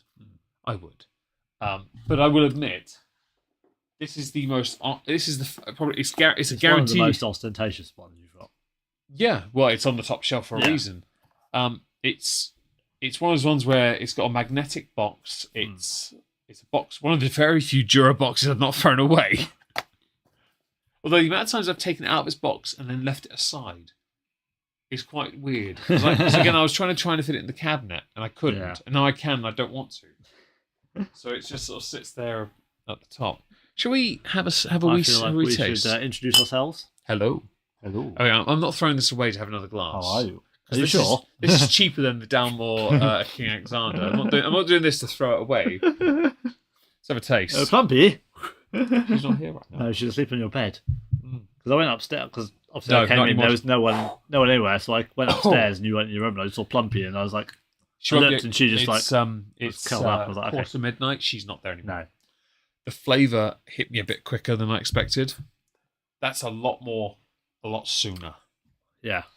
That's a yes. You can tell that's something above the others. It removed. Like, there's not even a competitor. I'd like to try the 18 just to find out, because I think there has to be a bridge. Yeah. Bear in mind, just for context here, there is a 7-year gap between the 14 and the 21. Yeah. I don't have the 18. Not to mention the 14 is a cask finish as well. It's not a standard. Yeah. This is a standard. And this is also 46.7. That is 40. So it's younger and it's also weaker. So it's weaker for 2 different reasons.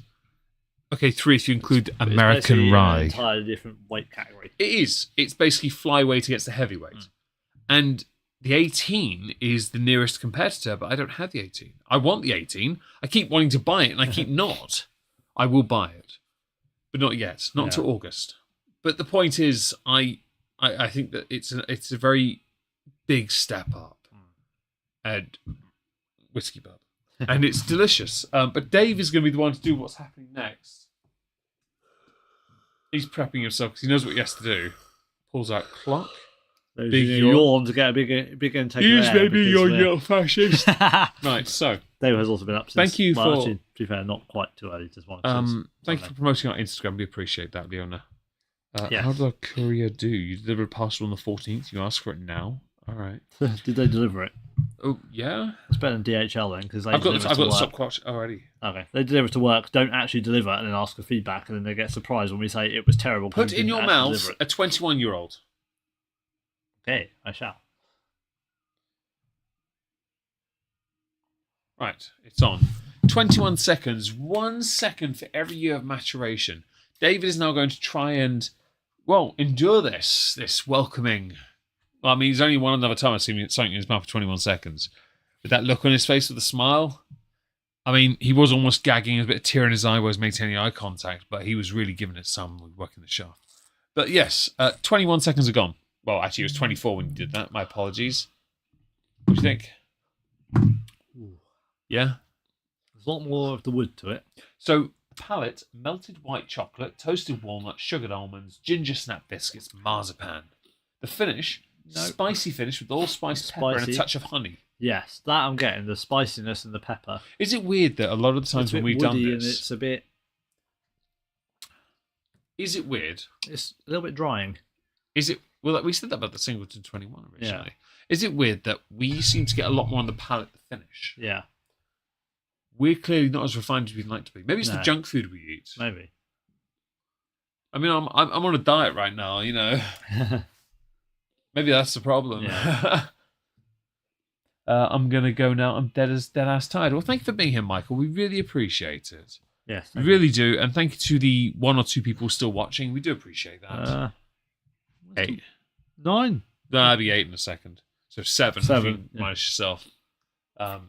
Yeah, so we do appreciate it. And I'm genuinely very grateful. That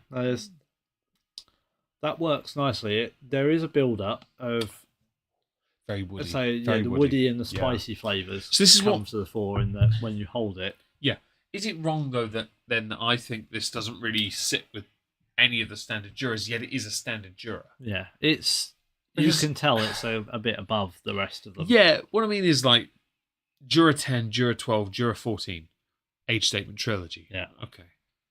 Cask finishes. All now easy to access and standard. Jura Journey, standard. The bourbon, 21 is a Pale standard, ale. but the 21 is a 46.7%. It's the nearest... That's got something in there I didn't realise. I forgot. The bottles. I forgot. But it's just... It's got a lot more going on, and it hits a lot harder. Compared to the others, is a bit... Not a shock to the system, but it's quite... Yeah, the finish is a lot long. A lot of the Juras we've had have been a quite short finish. This one is very long. I mean, I'm still feeling some of it. So it's a very long finish on the 21 compared to some of the others we've had where it's just been like height bite and that's it. I remember when we compared this to Jura 21 and we were tasting it and we agreed this is delectable. I like that word. It's just welcome, wonderful, whelming. Oh, not overwhelming, just good whelm. But it was lovely because we got to enjoy... It was last year was our first time to really just sit there and try a bunch of 21-year-old whiskies. We had done it before. No. This year we did a 25. Yeah. Next year we're doing a fucking 30. But yeah, we're going to have, that's the point, isn't it? Yeah. But we've got... dragging ourselves up the ladder. We are going. The next stream on this channel will be a 10-year-old whiskey stream. Yeah. The one after that will be one he and I need to discuss. Yeah. Because I have an idea for one. Which will probably have to be tomorrow at this point, because otherwise you'll be in bed. Yes, well. Yes. If we're going to be doing that, we might want to finish these quickly. We'll have to discuss that tomorrow, yeah. I think hot chocolate's going out the window as well tonight. What a shame. Whoa. Delightful whiskey, though. If you were to rate these whiskies, your 10... the 14, the 21, right? And we'll do the cask ones separately because I don't think they could sit with these 3. I think they're 2 tiers. Yeah. Because they're no age statement. I don't think they should be with these guys. Yeah. Do you think 10, 14, 21 is the fair order? Do you think the 14 sits below the 10? Because I think you're going to put the 10 above the 14. Only because you're a little bit nostalgic. See, yes, but also because I think the 10... not being a rye cask finish is a little bit... What percentage is your 10? 40, I think. That other side, other corner. Yeah, 40. So is it wrong that I felt there was more complexity to that one, right? Yet the rye had more impact in a shot form. Yeah. Right, I think the rye should have more impact in a shot because of the type of whiskey it is. So we tried red, bourbon, snifter, and superstition. I think the superstition sits above. I think the bourbon's the weakest only because it doesn't need to exist. No. So it has to be the weakest, and the red is second, but only not necessarily. The red is second, but only because it's it can't be compared to the. It's something different. It's the superstition sits above it only because of.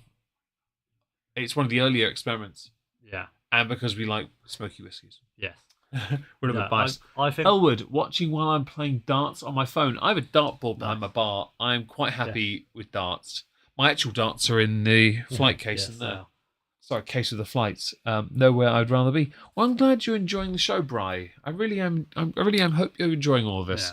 Yeah. I think because obviously we are 2 hours 50 in. We are going to have to do something I don't want to do. Be wrapping up, but honestly, I would rate my 10 higher than the 14, only slightly though. Well, I would say close. I will concede that, but only because we don't know for certain if the current 10. Yeah, you know what I mean. Like it's not. We don't know if the current 10. I feel like we're basically teeing this up for Jura 3 or Jura 2. Yeah, well, it'll be next year. It'll be next year. So if by then we have 12, the 18, we can compare that with the 10 as well. And Journey. Journey. Zara, and obviously, and bring back my 21, of course, for just to show you how it's really meant to be done. We can have Journey as a token. We can have a 10 and a 12, and we're gonna kneel. No, a bit of police brutality. Winter, if we need one to deride. Right. I mean, we could. I don't have a bottle anymore. I still have it. I was happy to get rid of it, to be honest. But yes, we have reached that time in the evening where we are going to do something mad. I don't want to. We are going to take a 21-year-old whiskey that's been aged, cared for, loved by its master distiller, and we are going to go YOLO Swag Fam.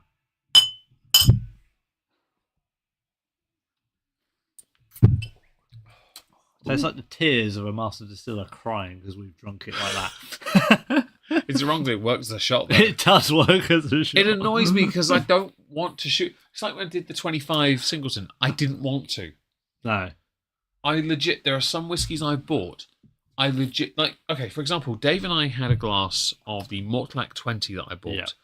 That bottle cost £275. I didn't YOLO Swag Fam that. No. We enjoyed that.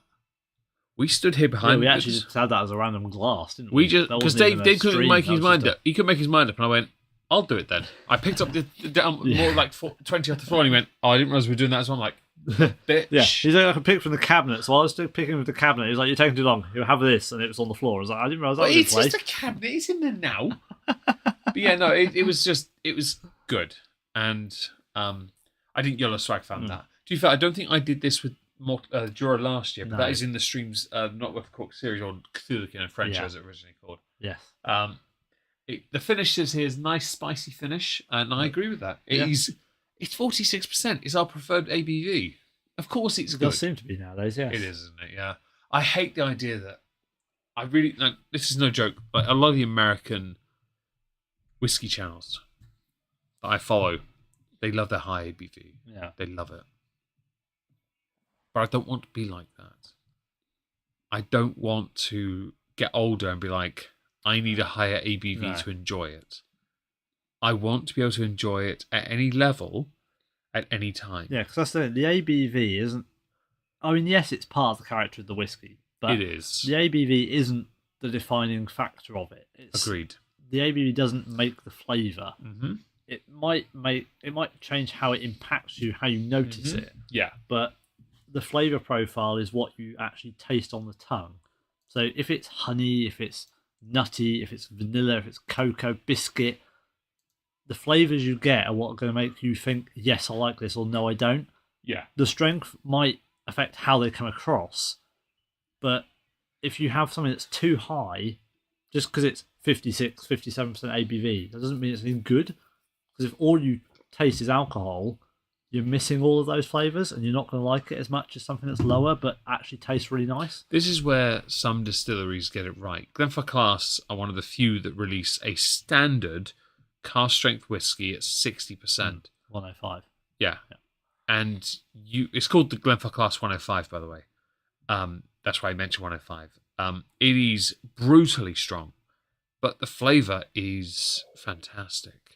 Dave hasn't tried it, but the old Pulteney single cask. Oh, sorry, I thought you were saying 105. So half the bottle's gone. I know you bloody well have had some. I know you have. Half the bottle's gone. Dave knows what he likes. Dave likes his higher ABV. He likes 120 proof. But what I mean is, like the old Pulteney single cask that I bought. I tried some of that at 64.2. The flavour was brilliant. This is where some distilleries aren't. It's not about the percentage. It's just coincidental. The percentage is high. For class, they make it 60% as standard. They've made a good whiskey. They've bottled it at cask strength because they don't need to do anything else to it because it's a good whiskey. Yeah. The Pulteney was a single cask. That's 684 bottles, I think. Yeah, something like that. 684. I've got bottle number 634. Like that's sold pretty quick. I'm not opening that bottle anytime soon. No. I've got a Temnavulin that's 59%, I think. Gordon MacPhail. And that's bottle number 21 of 215. Yeah, I've got a Kalila of the same series. I'll have to see what mine is, but mine is one of the limited ones as well. 214 bottles. It's bottled in. Hang on, wait, 2011. Distilled in 2021, so it's 14 years old. Yeah. 13, sorry. It's just that thing of the ABV doesn't necessarily mean it's better. It's just sometimes a whiskey requires a higher ABV to unlock a lot of its potential. Yeah, because I mean, if you think some of the ones we tried, the Talicas, the Singletons, the Diageo Special Reeses, they are often quite high ABV. They're cask strength, they all are. But they work. Yeah, they do. Well, mostly. Yeah. Well, except for one. But then you think, say, the Glenmorangie, the Taylor Forest. Yeah. Not that higher ABV. Yeah, we had to add water to it to really bring out the flavour. It was or something? Yeah. Yeah. So we had to water that down to bring out the flavours. Post-stream, by the way, folks. Yeah. So ABV doesn't really tell you anything other than... No, I mean, it is literally how strong it is, but it doesn't really tell you anything about how good the whiskey is. Mm-hmm. Unless you really want to be like, oh, yeah, I've had a 65% whiskey. You know, it doesn't mean anything because if a 65 whiskey tastes of nothing because it just burn... Are you going to enjoy that? No, I agree. Probably not. I don't think we've had many whiskies that do that, thankfully. I mean, the Man of Swords is probably the closest thing because that had a good... That's only 0.8% stronger than the Pulteney. Yeah. But that had more burn. All I can really remember of that is the burn. It was a while ago. To be fair, that was a while ago. We were, to be fair, it was. And we were about 2/3 of a bottle of. That's it. That's where I was going. That's where I was going. I was like, our palate was contaminated with something superior yet weaker. That now goes well in a hot chocolate. Although I do think the nog, which is also quite heavily damaged. The nog is good, yeah. Yeah. Okay. So we have reached the end of this stream. I'm getting really tired, so we're going to have to go. I have to set up on bed as well. Yes, well, that's fine. New problem. We need to blow I'll blow out the candles, of course. And, we're going to be back here at the end of March, so it's going to be a while. It'll be a 10-year-old whiskey age statement stream. A thumbnail it'll be set up tomorrow because I've done a video today, so I don't need to do anything tomorrow. Well, I probably do. I don't know. We'll see. Anyway, thank you for joining us. We really appreciate it. Thank you for being here. Thank you for joining our endeavour into the fabulous world of Jura. Please do like, share, follow, and we hope something useful has come out of this, or you've been entertained. Please, do watch back the other streams if you've enjoyed this one as well. And we shall see you all in March. We shall indeed. Say goodnight, Dave. Good night, Dave. Good night, Dave.